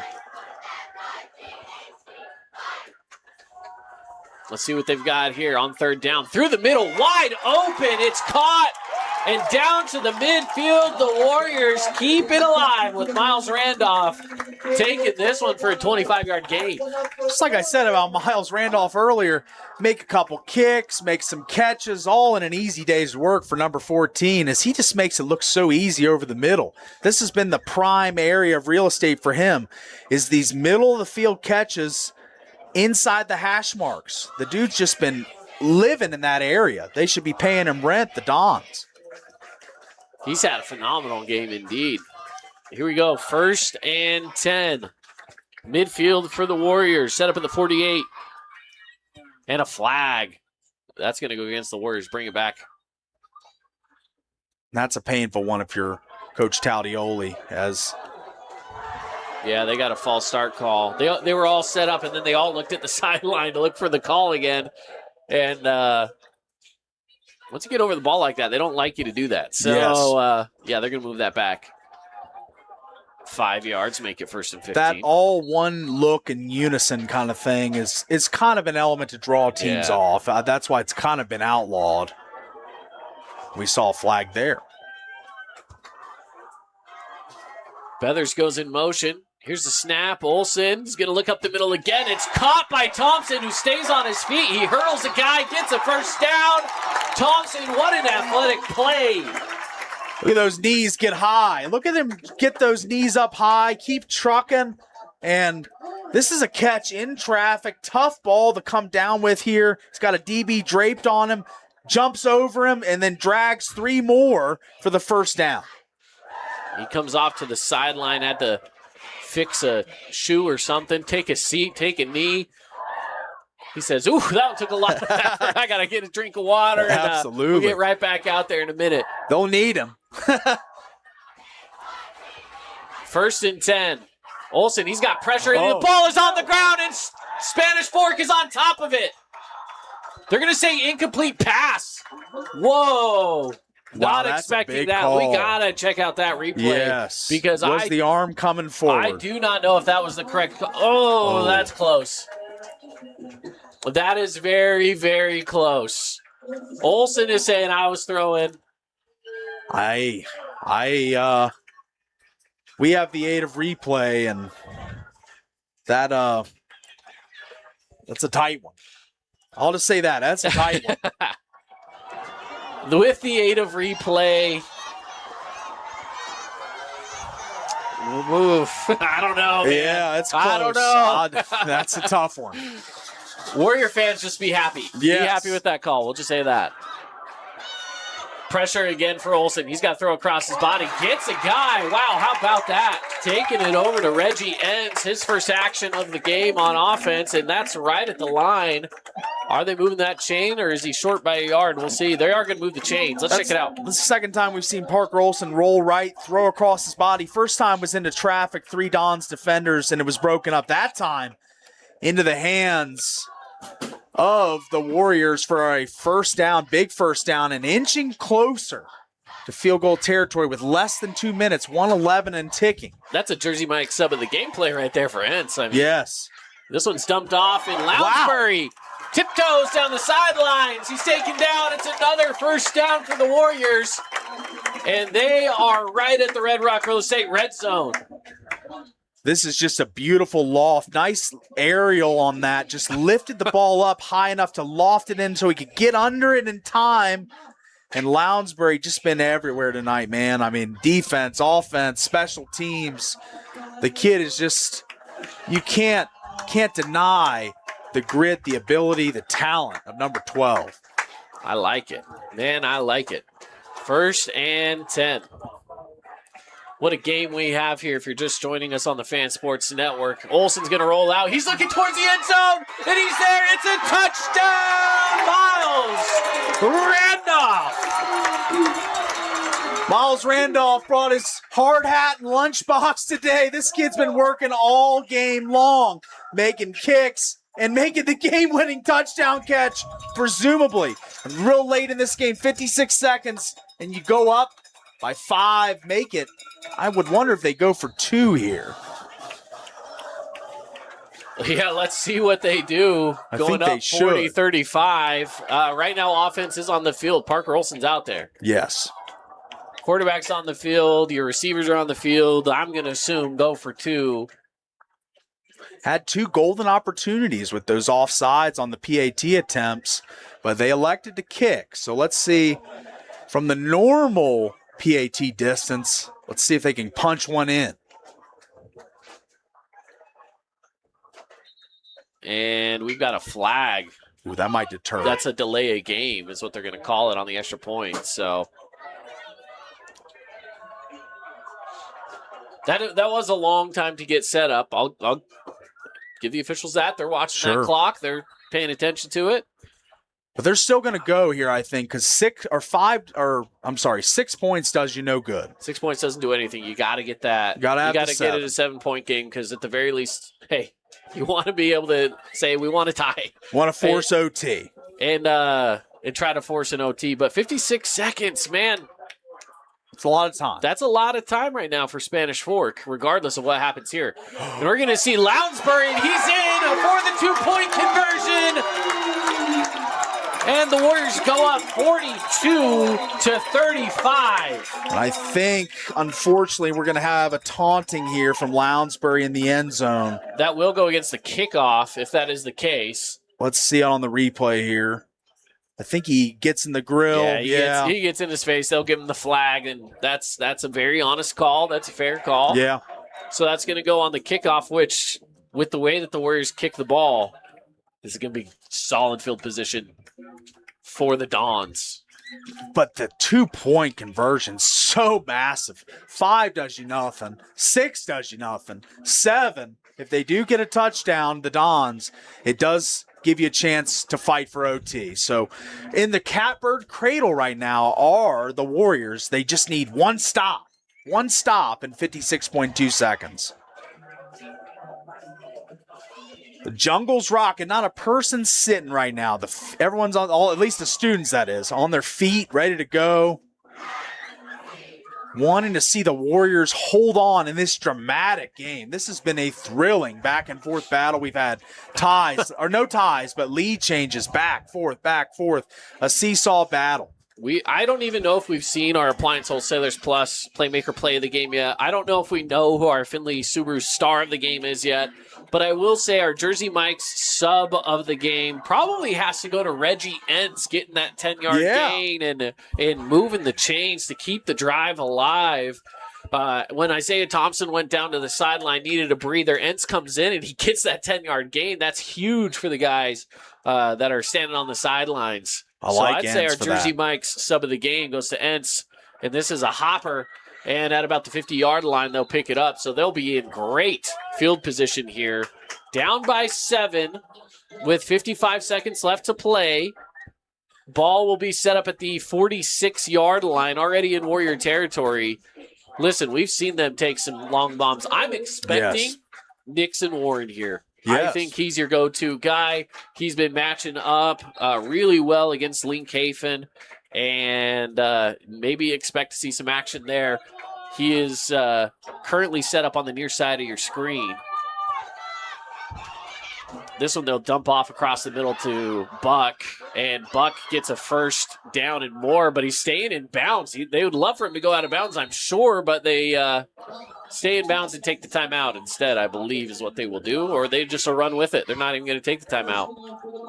They got to keep that clock running as soon as those sticks get set. Chains are there it set. Goes. Clock runs. And now they'll stop the clock. I think they're going to ask them to put a certain amount of time either back on the clock or something. I'm not sure. Yeah, with that Lounsbury penalty looms large now. That kick was, you got the ball in plus territory at the Snow Canyon 48. And now your drive begins at the Snow Canyon 48. Then you have a huge first play to Buck on the screen pass. So now this really is a threatening situation for the Dons as they look to tie this game and force OT.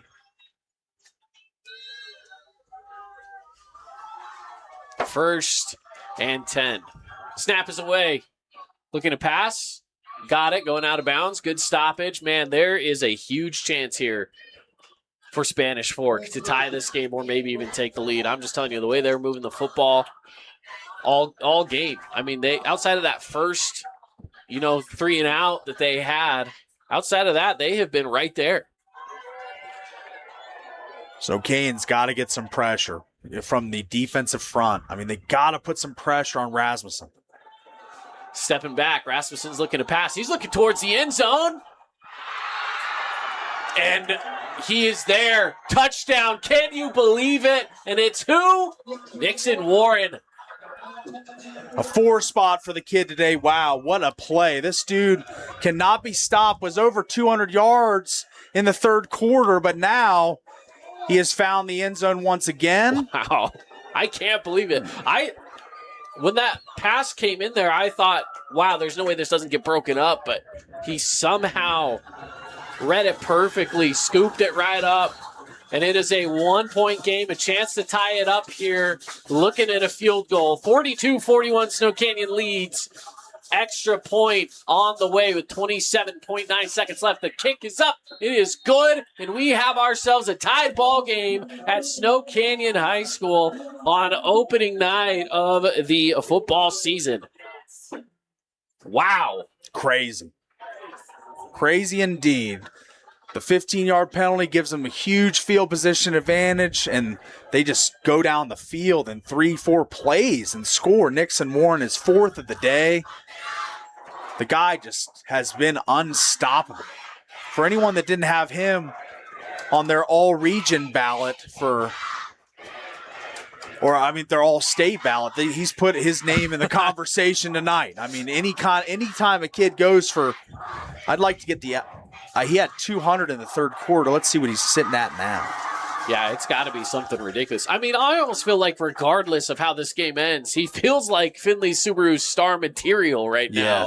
Yes. Whoever wins this game, I mean, if it's Snow Canyon wins this game, they have a game-winning drive or something like that in the next 27 seconds, of course, I'm sure that's where it'll end up. But there's an asterisk. At the very least, with the Nixon Warren name right next to it, I mean, it's got to be 8 catches. It's got to be in the conversation. 217 yards, 3 touchdowns, averaging 27.1 a catch on 10 targets. He's only missed the ball, not come up with the catch on 2 targets. Let's see what Parker Olson and crew can come up with here. Tied up, 42 apiece, 27.9.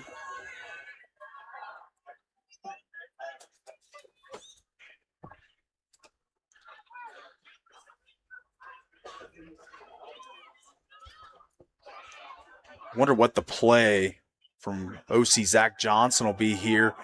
As do you play for overtime, or do you do the one play? If it's positive, you try and get another play, or 27.9. There's plenty of time. Lots of time. Still a lot of time left to go. Let's see what they rally with here. And a good chance to make a stop. Don't get me wrong. There's still a chance Spanish Fort can find something here. Thompson gets a couple of blocks, tries to cut it back inside, takes it outside, and he's going to lose a yard. Good stop from the Dons here. Snow Canyon playing for overtime. Yeah, they are. They're going to let that clock run as much as possible, but Spanish Fork will take a timeout. They don't have enough timeouts to keep this game from going to OT. But at that point, after that play got broken up, you got no gain on it. Call it what it is. And they'll give them that forward progression actually up to the original line of scrimmage or so. So with that timeout again, keep it right here on the Fan Sports Network. We appreciate you joining us. 42-42 on the Wilkinson's House Lighting scoreboard. Yeah, it's been a really fun one here from the jungle tonight. Great energy on both sides. We've been shown an exhibition of offensive brilliance from both teams, whether it be huge plays. We've seen that from both sides. We've seen long drives. We've seen defensive stands. I mean, despite the 42 on both sides, there's been great defensive plays by both teams. It's just been a high-scoring game. Yeah. So coming out of the timeout, and we'll see, maybe the Warriors will just take the knee and call it and just take us to OT.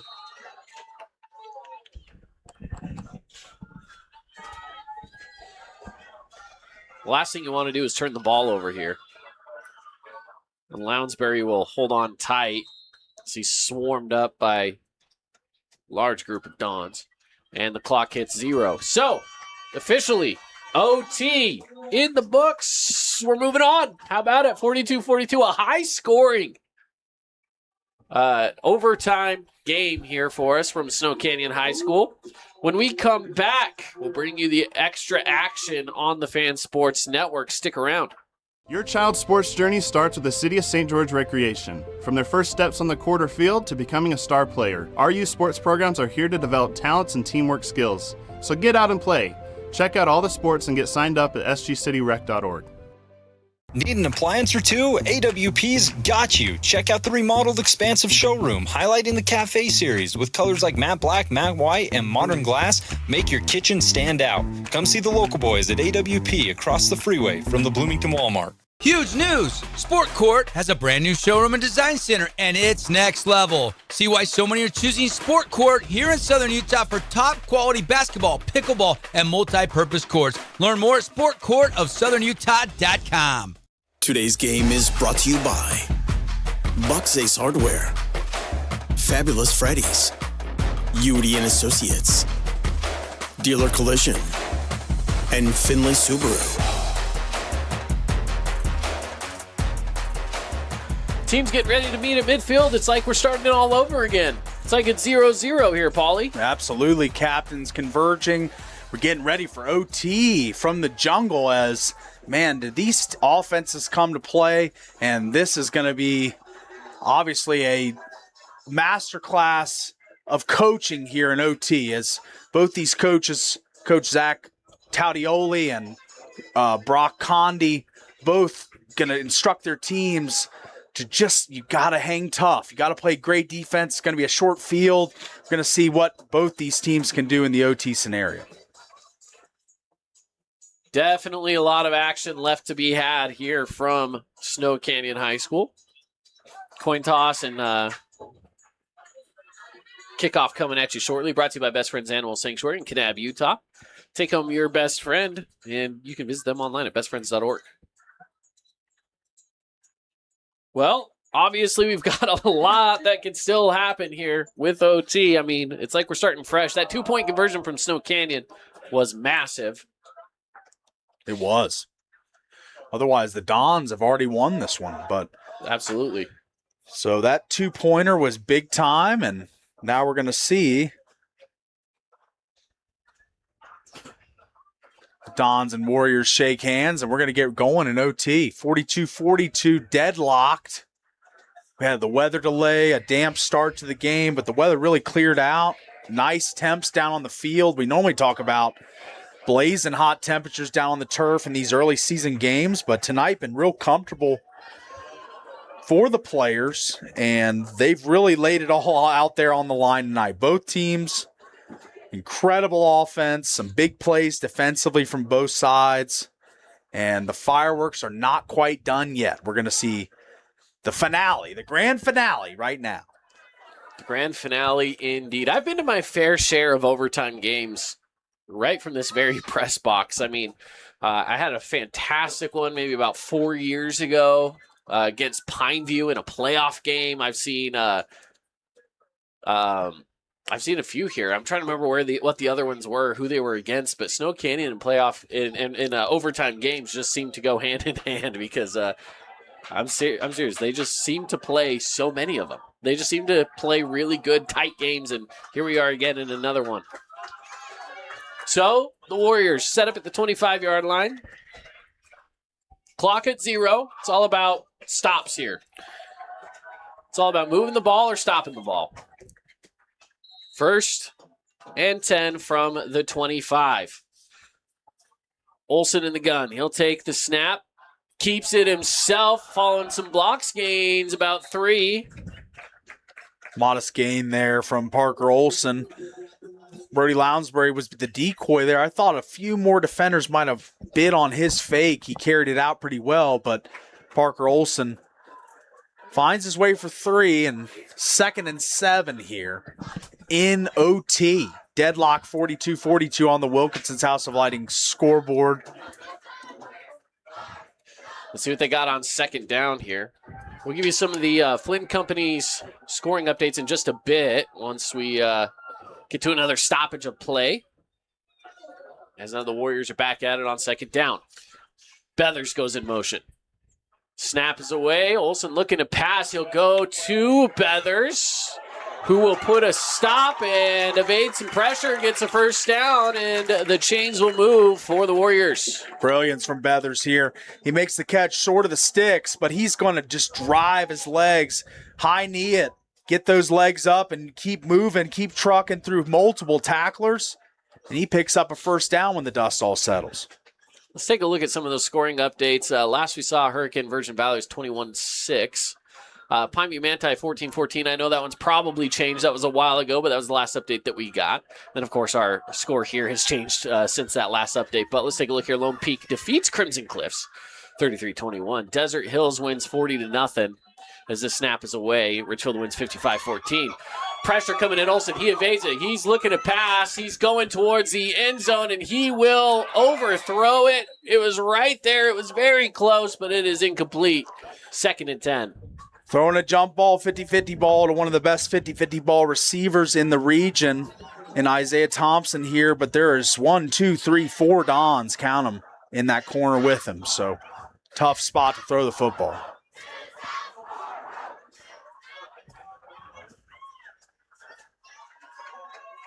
Great work from our cameraman tonight, Henrik. He's gotten a lot of great shots. Yeah, shout out to Henrik up top. He's been phenomenal for us. Henrik Conley. Yes. Our new camera guy. Yeah. New hire. Solid hire so far. Pass across the middle. No. Nobody home, and that was intended for Beathers. 3rd and 10. Feels kind of like a 3rd and goal almost at this point, where it's 3rd and 10 from the 11. I mean, it's score or nothing. And a stop in OT, one of the harder things to do because you set up at the 25-yard line, plenty of opportunity to get a score. But if you can get a stop here and force a kick from a team who has a receiver doing their kicking duties right now, this could be interesting. Yeah. 3rd down and long. Everything's stacked up right now along the line of scrimmage. They'll back it out. Looking to pass. Does he have it? He does. Touchdown. Beathers is in there. Beathers has isolated himself. We said isolate Isaiah in the pregame, but Beathers says, I want to chime in too with the TD. As Brett finds his way a little pocket in the zone, sits down, and man, brilliance from Brett Beathers. Look at this catch. Nice. Defender draped on him. Official right there throws the TD sign up. We got the first score of OT. Chance at an extra point here. They're going to go field goal.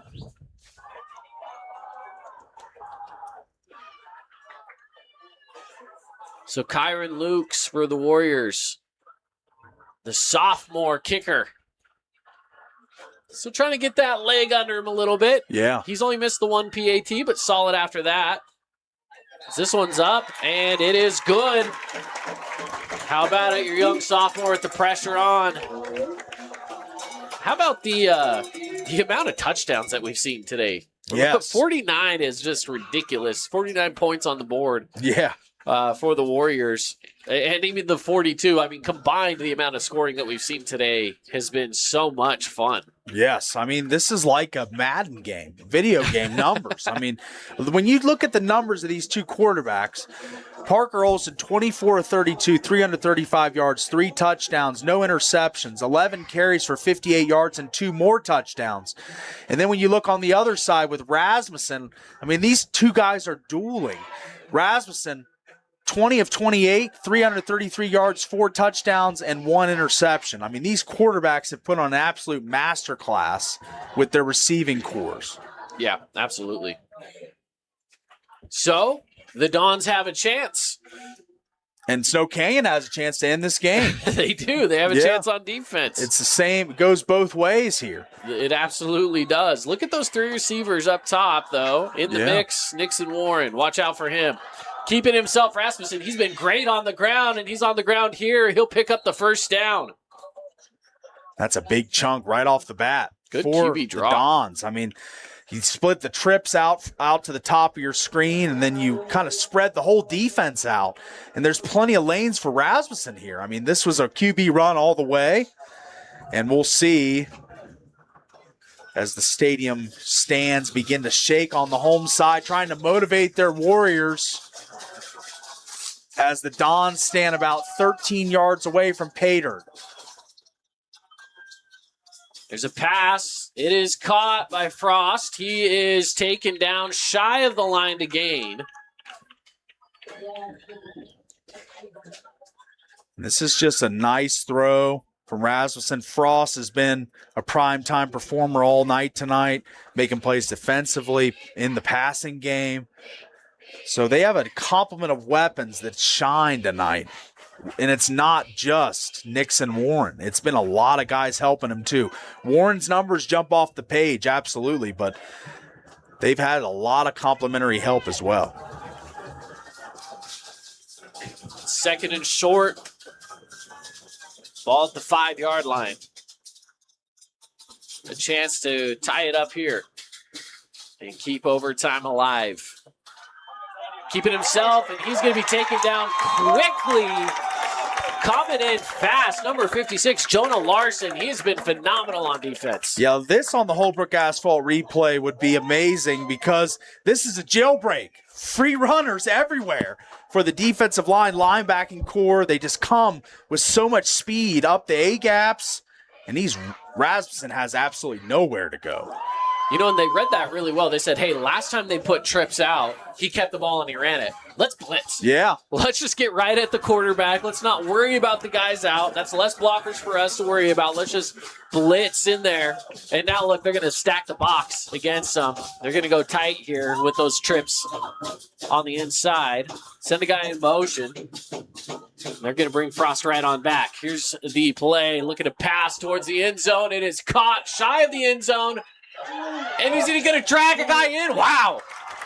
Not quite. Mason Snow on the reception.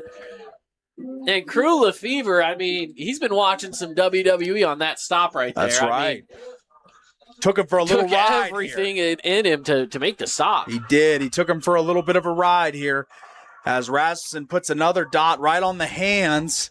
And this is just kind of horseback riding a little bit. I mean, he was just kind of piggyback for a minute, and then threw on the suplex and it got him down. But all he had to do was reach that ball for it. I think he was there. He's right about there at the 1 yard line, 1st and goal, and they'll punch it in. Do they go for 2 on the road? That's the thing I've always wondered. You know, start off the season 1-0, but it looks like the kicking unit is making its way onto the field. Yeah, they're looking field goal. They're looking to tie up and force a double OT. I think first OT, don't get fancy. Second OT, we'll talk about it. We'll think about it. We'll converse. I think all things are on the table in the second OT. I think you want to hold serve here, take the one, get the tie. But second OT, I think we see a little more spice. And they have a flag on the play here. Okay. False start going against the kicking team, so they'll replay it. Backs them up, which this is a solid kicker. I mean, I don't think there's going to be too much of an issue to make this one again here. 5 yards. Preston Jones, the senior kicker for Spanish Fork, he's been electric. I mean, he's lights out every single time. Yeah, he's been very good. Setting up right now for a 25-yard attempt. But you allow yourself more room for error. A block, anything can happen with this second snap. And right down the pipe again. Snow Canyon had solid pressure. They got their hands up. They got in there. But again, how about it? Double OT, another tied score. Wow. Can you believe it, huh? Yeah, I mean, this is an incredible game to start the season. So many theatrics, so many great just game-defining plays. You think, oh, that's it. That's going to end this game. That's going to be the dagger. But then they go all the way down the field, or the second OT commences. I mean, these teams have had an answer for each other all night long. There's been so many lead changes. I mean, this has been one of the more fun Region 9 openers that I've ever done. You guys are getting your money's worth, game one. saying we're getting our money's worth over here. Yeah. There's actually the Snow Canyon basketball coach, Coach Ball, is right next door to us. He's running the clock today, which as of right now is a pretty easy job. There's not a lot of clock going on. That's right. So, but yeah, fans here tonight definitely got their money's worth. And by the way, a good crowd across the way from Spanish Fork. Yeah. We're definitely the sportsmanship kind of people. We want to see good sportsmanship on the field and in the stands. And we love it when we see that, being here from Southern Utah, we love it when these preseason games, we see the fans from out of town come down I-15 and come hang out with us here in St. George. And we're sorry we couldn't give them sunny St. George like they maybe would have hoped. They got rainy St. George today, which is a rare treat. So they're explaining the double overtime here.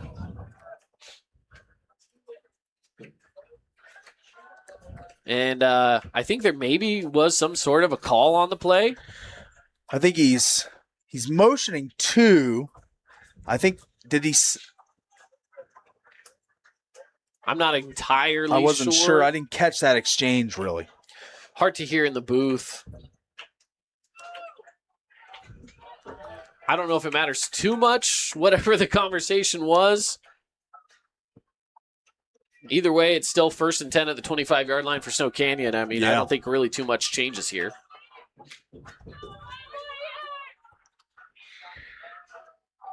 Looking for the handoff. Lounsbury's going to take it up the middle. He'll pick up a gain of about 3. In a game that's 49-49, I've said there's been some good defensive plays. There's been some standout defensive plays. But there hasn't been very much good, cohesive defensive unit play tonight where the entire team's flying to the ball, making plays, deflecting passes, making turnovers. This hasn't been one of those defensive slugfests. This has been an all-out scoring points fest. So, I mean, this is interesting. Can the Dons, away from their home field, end this game defensively when we haven't seen defense realistically all night? Yeah, that is the question. That's the $1 million question here, Paulie. And let's see what can happen on 2nd and 8 for the Warriors. And they got to move quick. There's a delay of game coming. I mean, there's a whistle just barely, and I think that was a delay of game. It was. The 3rd one of the night. I felt it. I was wondering what's taking them so long to snap this ball. And sure enough, there it is. So now it's 2nd and 8 where you've kind of got your full playbook to your disposal. Now you could run or pass is what I'm saying. But now 2nd and 13, OT, you got to move the sticks. This is a clear passing situation for the Warriors. Yeah, you gotta do something here. You can't just let it be, right? Looking to pass. Stepping up in the pocket. Gets hit, dragging the defender with him, and he picks up maybe 3 or 4. But it's still going to be 3rd and plenty left to go. Yeah, that's a big fella making a big tackle there. Lawson Shepard, the leading sack man, came in last year, 3 sacks. Didn't play a ton as a junior, but he has gotten that role, and he makes a big tackle there, Parker Olson, who's a very strong runner. He keeps the legs chopping, but that's a big man. You know, and Olsen was running a lot in the first half. Didn't see it a ton here in the second half. But what did they do on 3rd and 9? 3rd and 9. Precarious spot here. Here we go, snap away. Olsen looking to pass, going to go up the middle with it. Finds Lounsbury. Lounsbury makes a move, gets the first down. Just enough to move the sticks and keep the drive alive. That's what he does. This time, finds his way right up the seam there, right up the middle of the defense. No one in that kind of a vacant area for him to operate. And then he just denies a couple guys the tackle, makes some moves, and picks up that coveted first down. And now the Warriors looking to extend this game and put the ball in the court of the Dons needing to score to match them again. This offense has just been electric. This whole game has been electric. Looking to pass, pressure coming at him. He's got to go. He gets it off. Lounsbury's there, makes the catch. He's down to the 6-yard line. Pickup of about 8. Look at the arm angle here on Parker Olson's throw. I mean, this is an off-kilter throw. He's got some guys pressing on him. He lowers his arm angle just a tad to get that ball off to Lounsbury, who again has just been Johnny on the spot making plays. They give him 9, 2nd and 1. As you mentioned, man, just making plays. I thought for sure Olsen was going to go down. Yeah. He gets the pass off. I thought there's nobody in the vicinity. And then Lounsbury just brings it right in. Picks up 9 yards, just like that. 2nd and 1. Handoff to Lounsbury, trying to follow some blockers. Nobody home. And the ball is out. Ball is out. It rolls out of bounds. That's saved. Snow Canyon. The ball rolling out of bounds saves Snow Canyon because Spanish Fork was right there. Yeah, this is going to be a helmet right on the football. Lounsbury are really safe hands, but that's just going to be jarred loose, and it harmlessly rolls out, like you say, Caden. That could have been the ice. I mean, that could have broken the ice for when we've been looking for a huge defensive play. That could have been it. Somebody's got to make a stop. That's the whole thing, right? Yeah. Somebody has to make a stop at some point. Now you got... And right now you're looking at 3rd and 10. The Warriors backed up. Here's the pass. Wide open. Touchdown! He's there! Touchdown Warriors! And it's Beathers again. Beathers' brilliance tonight. This dude and Isaiah Thompson have been unstoppable in the flat, going deep. This time he cuts to the outside and makes a great catch right near the pylon. Corner route executed to perfection from Beathers. Unbelievable. Unbelievable. The field goal unit back out onto the field. Let's see. And again, we got sophomore Kyron Lukes to try to punch this one in.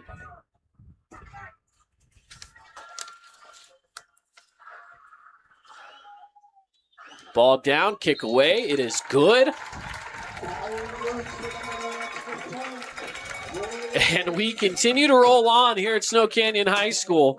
Nearly a stop from Spanish Fork, which I will say, forcing the fumbled football that then rolled out of bounds. Huge play there. This defense from Spanish Fork is the real deal. I will give them that. They have made some big plays. However, are they the real deal if they allow 56 points? To be fair, a lot of that in overtime. 2 of those scores in overtime. They're right there. They're on the cusp. I feel it. You know what I mean? The Spanish Fork defense has their moments. It's the consistency that I think they wish they had, and I think that could go for both sides. Obviously, this is such an even game. Yeah, kind of a tough draw for both these defenses playing such prolific offenses week 1 when you're still trying to tune things up. Absolutely. Big time blitz coming in, but a shot to the end zone. One play. Ties it back up potentially with an extra point. Makes it 55-56. Spanish Fork says, we got a long drive home. And guess who? And guess who? It's Warren. And he does the Are You Not Entertained gladiator thing right after he scores. Holds the arms up. Are you not entertained? I mean, that guy has had an unreal game. Unbelievable. Oh my goodness. Are you not entertained indeed, huh? Yes. The extra point. Are we going to go to triple OT? That's the question.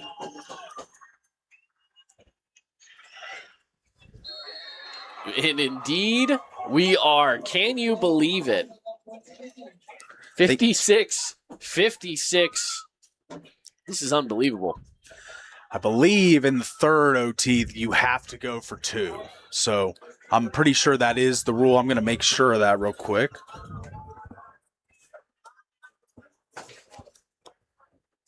But I believe so, because the way these offenses are going, I think they could probably go all night long if they just kick extra points. So got to heighten the level of difficulty here and make them go for 2, which I believe in the third overtime.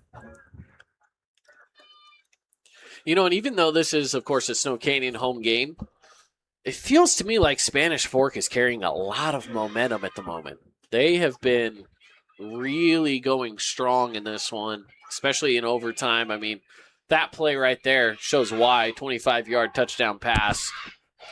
And that's, what is that, 4 touchdowns, 5 touchdowns for Warren? I mean, Nixon Warren's insane right now. He's killing it.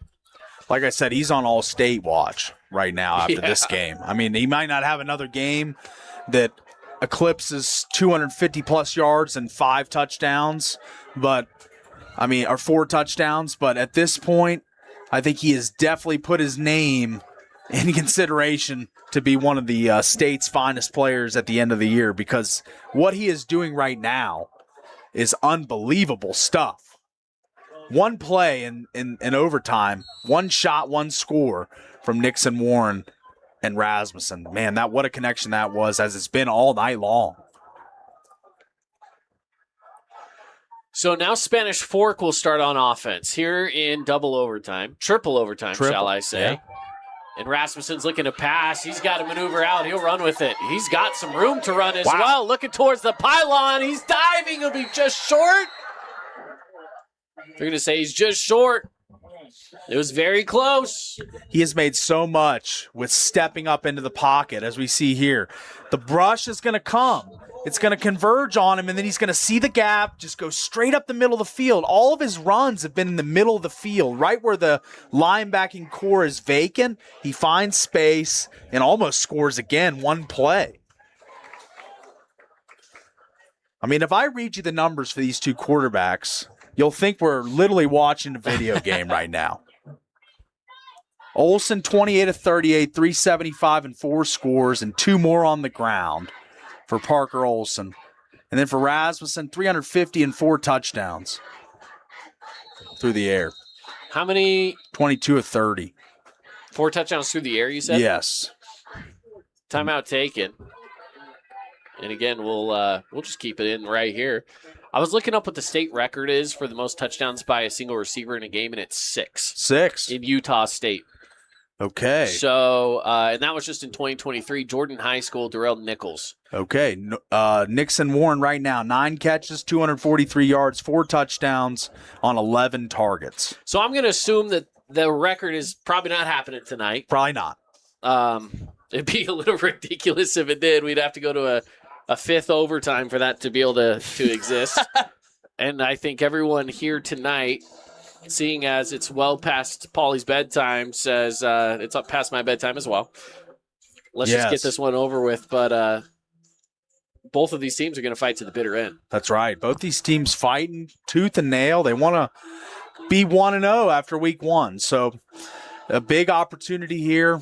And the Dons faced with a short field once again. One play, Nixon Warren touchdown pass. One play, Rasmussen runs it to the 1-yard line. Their offense right now is cooking, even in this overtime session, with big plays when the field's only 25 yards long.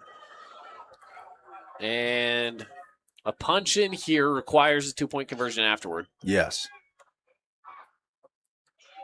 Ooh, it's stuffed up. Immediately stopped on the run. Coming on in is number 62, Skylar Arguedo. Wow, what a stop. Or excuse me, no, that's 52. That was Jalen Felipe. Great play. The defensive line gotten low, gotten leverage on a couple plays, and when they do, they're in the backfield in a hurry and can make plays in the run game with TFLs and bringing the elusive ball carriers for the Dons down.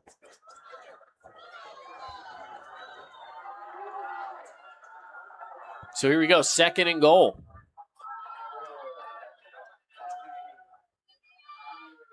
Snap is away. Looking to pass, it's batted up into the air. Incomplete, but another big-time stop for the Warriors. Warriors defending the jungle here, defending that goal line. This is the first time we've seen some really just tenacious defense right near pay dirt. I mean, they're forcing 3rd and goal here. So 3rd down, 3rd and goal from the 2-yard line. Tied up 56-56, triple overtime, Spanish Fork trying to punch it in here on 3rd down.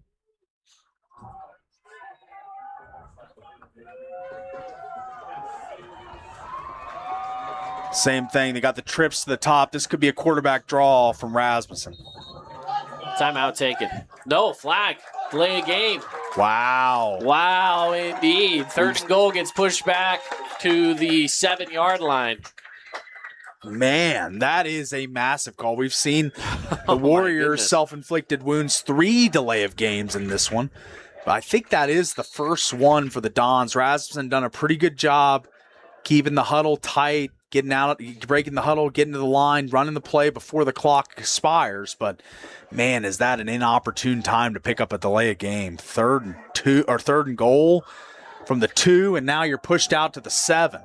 Yeah. Big penalty. What a turn of events here, huh? So here we go. Snap is away, looking to pass, gets it off. And he's taken down. Big fella. 4th down. Felipe again on the stop. Run into the ball there as a tunnel screen set up here. As Rasmussen carries out the fake and then the tunnel, and he beats his corner, but big number 52, Felipe, makes a big stop. And now we got 4th down. And listen, even if SO Canyon gets a stop here on 4th down, it's They still gotta tied. score. They still Yeah. have to score. That's right. Now, they won't have to worry about the 2-point conversion thing and all that. Just a score is a score. But still, easier said than done. Sure. The way that these two teams are playing tonight, talk about evenly matched. And it looks like we're going to see a timeout taken by Spanish Fork. No, they said get back to play. We didn't want a timeout. I don't know what they want. Half the coaching staff is on the field, but we play away. Looking for a pass. It's caught. Can he get to the end zone? He does! Frost is there. It's a touchdown. Just cannot be stopped in the passing game. I mean, 4th and 6, this was the opportunity for the defense to make a stand. And again, High points the ball, cuts inside, easy touchdown. Snow Canyon's not happy about it because it looked like Spanish Fork was trying to call a timeout, and it kind of threw the defense off. So now the mandatory 2-point attempts begin in the 3rd overtime. So we step back up into it here on the 2-point attempt. Oh, got to jump. Pass was low. They're not going to get there.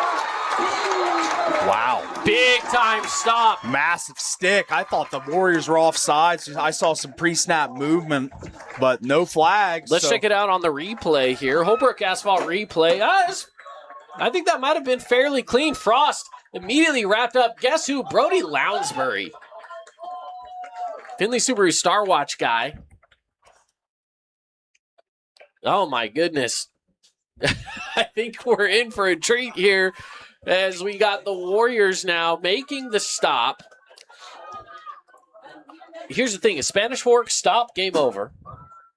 A Snow Canyon touchdown ties it back up. A 2-point conversion wins the game. Yeah. So if they score a touchdown, don't get the 2, we play 4th overtime. Could you imagine? Yes. My goodness. Fans got their price of admission tonight, baby. This has been a thriller. And it's insane. So of course, they're playing on the 25-yard. The entire student section has moved in front of the. They've just moved along the entire line here on the concourse, because this is a wrap around the side, and it's a big run. A flag coming in late. This might be coming back as Reggie Entz sweeps around. Let's see if it gets brought on back, and it will. And this is going to be a very painful penalty for the Warriors. That was a dynamic play. It's a holding call, and that's going to go. I believe it's going to be a holding call. Yes, it is. Against one of those receivers, those lead blockers that went out there. That's going to hurt there. Yep, watching it on that replay. Clear holding call. Going to back them up about 1st and 14 or so, 13, 1st and 13. Yeah, they'll give him a couple yards on the carry. Which then the flag, of course, pushes back 5. So 1st and 13. Beathers goes in motion. Here's the snap from Olsen, looking to pass. Finds Beathers, takes a big hit, stays on his feet, goes down to avoid the pressure coming in quick from Caleb Grant. And it'll be 2nd down, gain of 4. 2nd and 9. Composure from both teams has been very good. I mean, I've been impressed by how these coaches have handled overtime, how the players have. It's not very often that you play a 4 OT game or 3 OT. What are we, 4 OTs now? We are Three on OTs. 3. 3 OTs. Yeah, this is Not number 3. not very often you play in your season opener 3 OT game. Yeah, absolutely. Out into the flat, it's caught by Lounsbury. He's trying to spin around, gain some yards. That'll be 3rd and 5.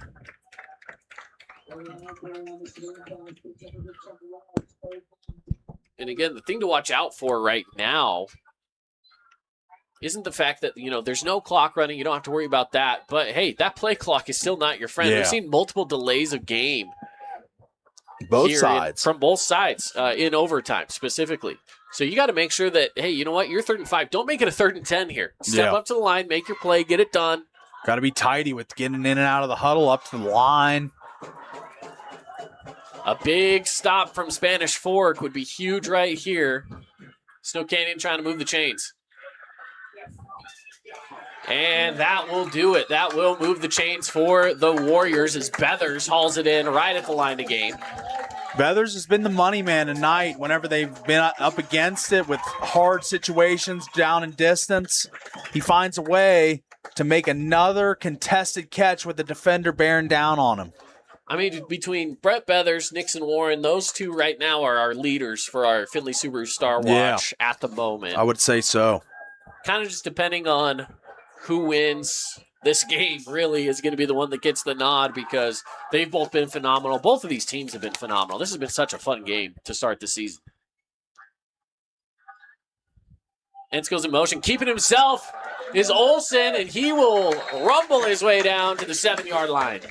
Parker Olsen continues to churn. Brett Beathers up to 108 on 6 receptions, averaging 18 yards a catch on 7 targets. Only missed 1 ball tonight, and Parker Olsen, just the stat line, continues to build for him. 65 yards on the ground now, 2 touchdowns, and 4 through the air with 375. The dude has played.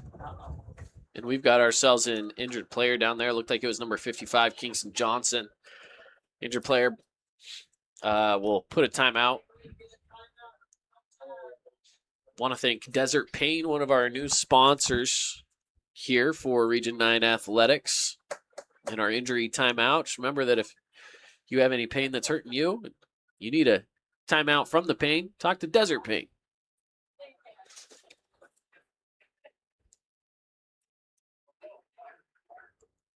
Second and 2, and it's never fun to see someone go down, but this late in the game.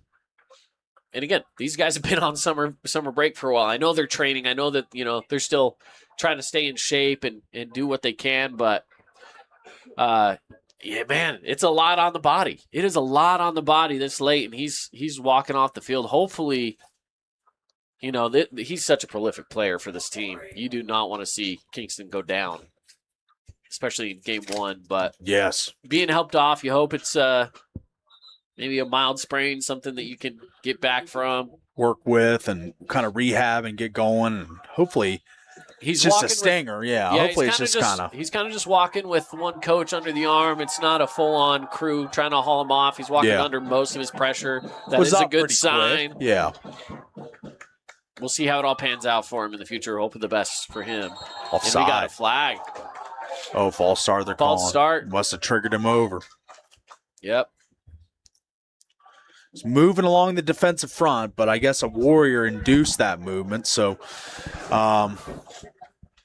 man, every time they get deep in there, deep in the Dons inside the 10, they seem to have a delay game, false start, something like that. Just early season miscues. I mean, every team's going through it around the country right now. I mean, it's not unique to just us, but see what they got in the bag here for number 7, Parker Olsen, the senior. Can he deliver? He'll go handoff. Lounsbury. Lounsbury's got a lane, and he's in. It's a touchdown, Snow Canyon, and they tie it up in triple OT.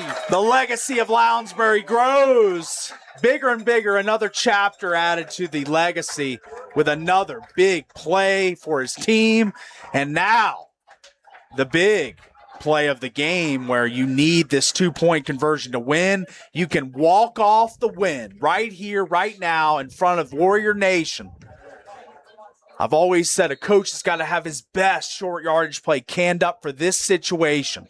Let's see what Coach Taudioli has ready. Shout out to big man number 66, Marshall Turner, putting on a big block, creating that hole. What an incredible block that was. But listen, it's still a tied game. You got to score this 2-point conversion. Snap is away. Olsen's looking to pass. He dumps it off, and Lounsbury's there for the Snow Canyon win, 64-62. And the bench rushes the field. The legend lives on. Number 12 carries them to the victory. What a win. What a game. What a season opener in the jungle. Unbelievable game. Heartbreaking loss for Spanish Fork. Let's check that 2-point conversion out one more time on our replay. Brought to you by Holbrook Asphalt. Lounsbury lined up on the right shoulder of Olsen. It's this play, the same play all game. The little swing pass to Lounsbury. It's been so effective. Well, they're taking those receivers. They're pushing them out and across. They're crossing them there, so there's no defenders on that side of the field. Lounsbury's there by himself, and he gets the 2-point conversion and ultimately the win. I dare say that the last two combined plays from Lounsbury are Appliance Wholesalers Plus Playmaker play of the game. I would agree. Yes, he put the team on his back in that situation. And there he is right there, Brody Lounsbury, chatting it up with the coaches. He's all smiles, all hugs, and man, I think we'll give him the play, but shout out to Brett Beathers. I think he takes home our Findlay Subaru star of the game as well. Yeah, I think so. Beathers on the night had a pretty prolific game as a receiver, over 100 yards. I think 108 yards and a touchdown on 9 targets. So he definitely found his way to make a big impact on this game. Brett was a star. So let's check this out again here. This is a Brett Beathers touchdown, and he was just doing stuff like this all night. He was so clutch. Big pass after big pass. He was right there. Findlay Subaru star of the game. Check out Findlay Subaru on the saving side of the freeway, findlaysubaru.com. And then again, those last final plays, our Appliance Wholesalers Plus Playmaker play of the game has to be that final overtime drive right there. You get the flag, you're pushed back, 2nd and 7, you get it back in, and you make it happen. You make it happen, you get the win 64-62. Unbelievable. Yeah, I mean, it's just an incredible game all the way around. It's just been so much theatrics and fireworks and fun, and the students now making their way onto the field to greet the Warriors as they are finishing the handshake line. We've just had so much to digest here with this game. And this was a video game, realistically. Yeah, those are Madden numbers. They are. Yeah, you're right about that, man. You said that earlier, and I can agree with that wholeheartedly. As we put a bow to this game, we're going to be jumping into our Johnson Pediatric Dentistry post-game show. So we appreciate you sticking around for that. We'll make it quick. It's late. We know people kind of want to get on the road, and man, we'll get on into that. Get on into the action there. So let's just do it. Let's hop on in. Johnson Pediatric Dentistry post-game show. See why so many parents choose Johnson Pediatric Dentistry for their kids' dental needs as well. So make sure to give them a call and see what they can do for you. They've got that new patient special as well. Give them a call, 435-656-0511. And have Dr. Ducote see your kids. He's fantastic at Johnson Pediatric Dentistry. All right, so we wrap this one up, 64-62. The home opener for Snow Canyon, the season opener all around. Thoughts on this game? Obviously, highly offensive game. Yeah, really fun game. Great offensive exhibition from both teams. It just whose will was stronger, and at the end of the day, the legend of Lounsbury lives on for the Warriors and propels him to victory. 2 straight plays where he was excellent and just made the dynamic game-breaking plays. Yeah, he was phenomenal. I mean, we haven't really given a ton of credit either to the QB, Parker Olsen. He was great as well. I mean, he was finding his targets. Snow Canyon, really, they turned the ball over the one time on the fumble. I think that was the one time that they lost the ball, turned it over. The only other turnover we saw was on the opposite side from Link Hafen. He had that interception. That was a huge play. So, again, very offensive game. Not a ton of turnovers. It was pretty clean for the most part. A lot of scoring. I mean, that's ultimately what it comes down to. Still, all the way around, lots of fun. A really great game. I loved it. Yeah. It was honestly one of the most fun high school games I've ever worked. Yeah, it's been fun. So Snow Canyon gets that first win. Spanish Fork gets their first loss. But hey, any Dons fans that are sticking around listening to us Be here, proud of your team. Be proud of this team, man. The Dons showed up. They were there.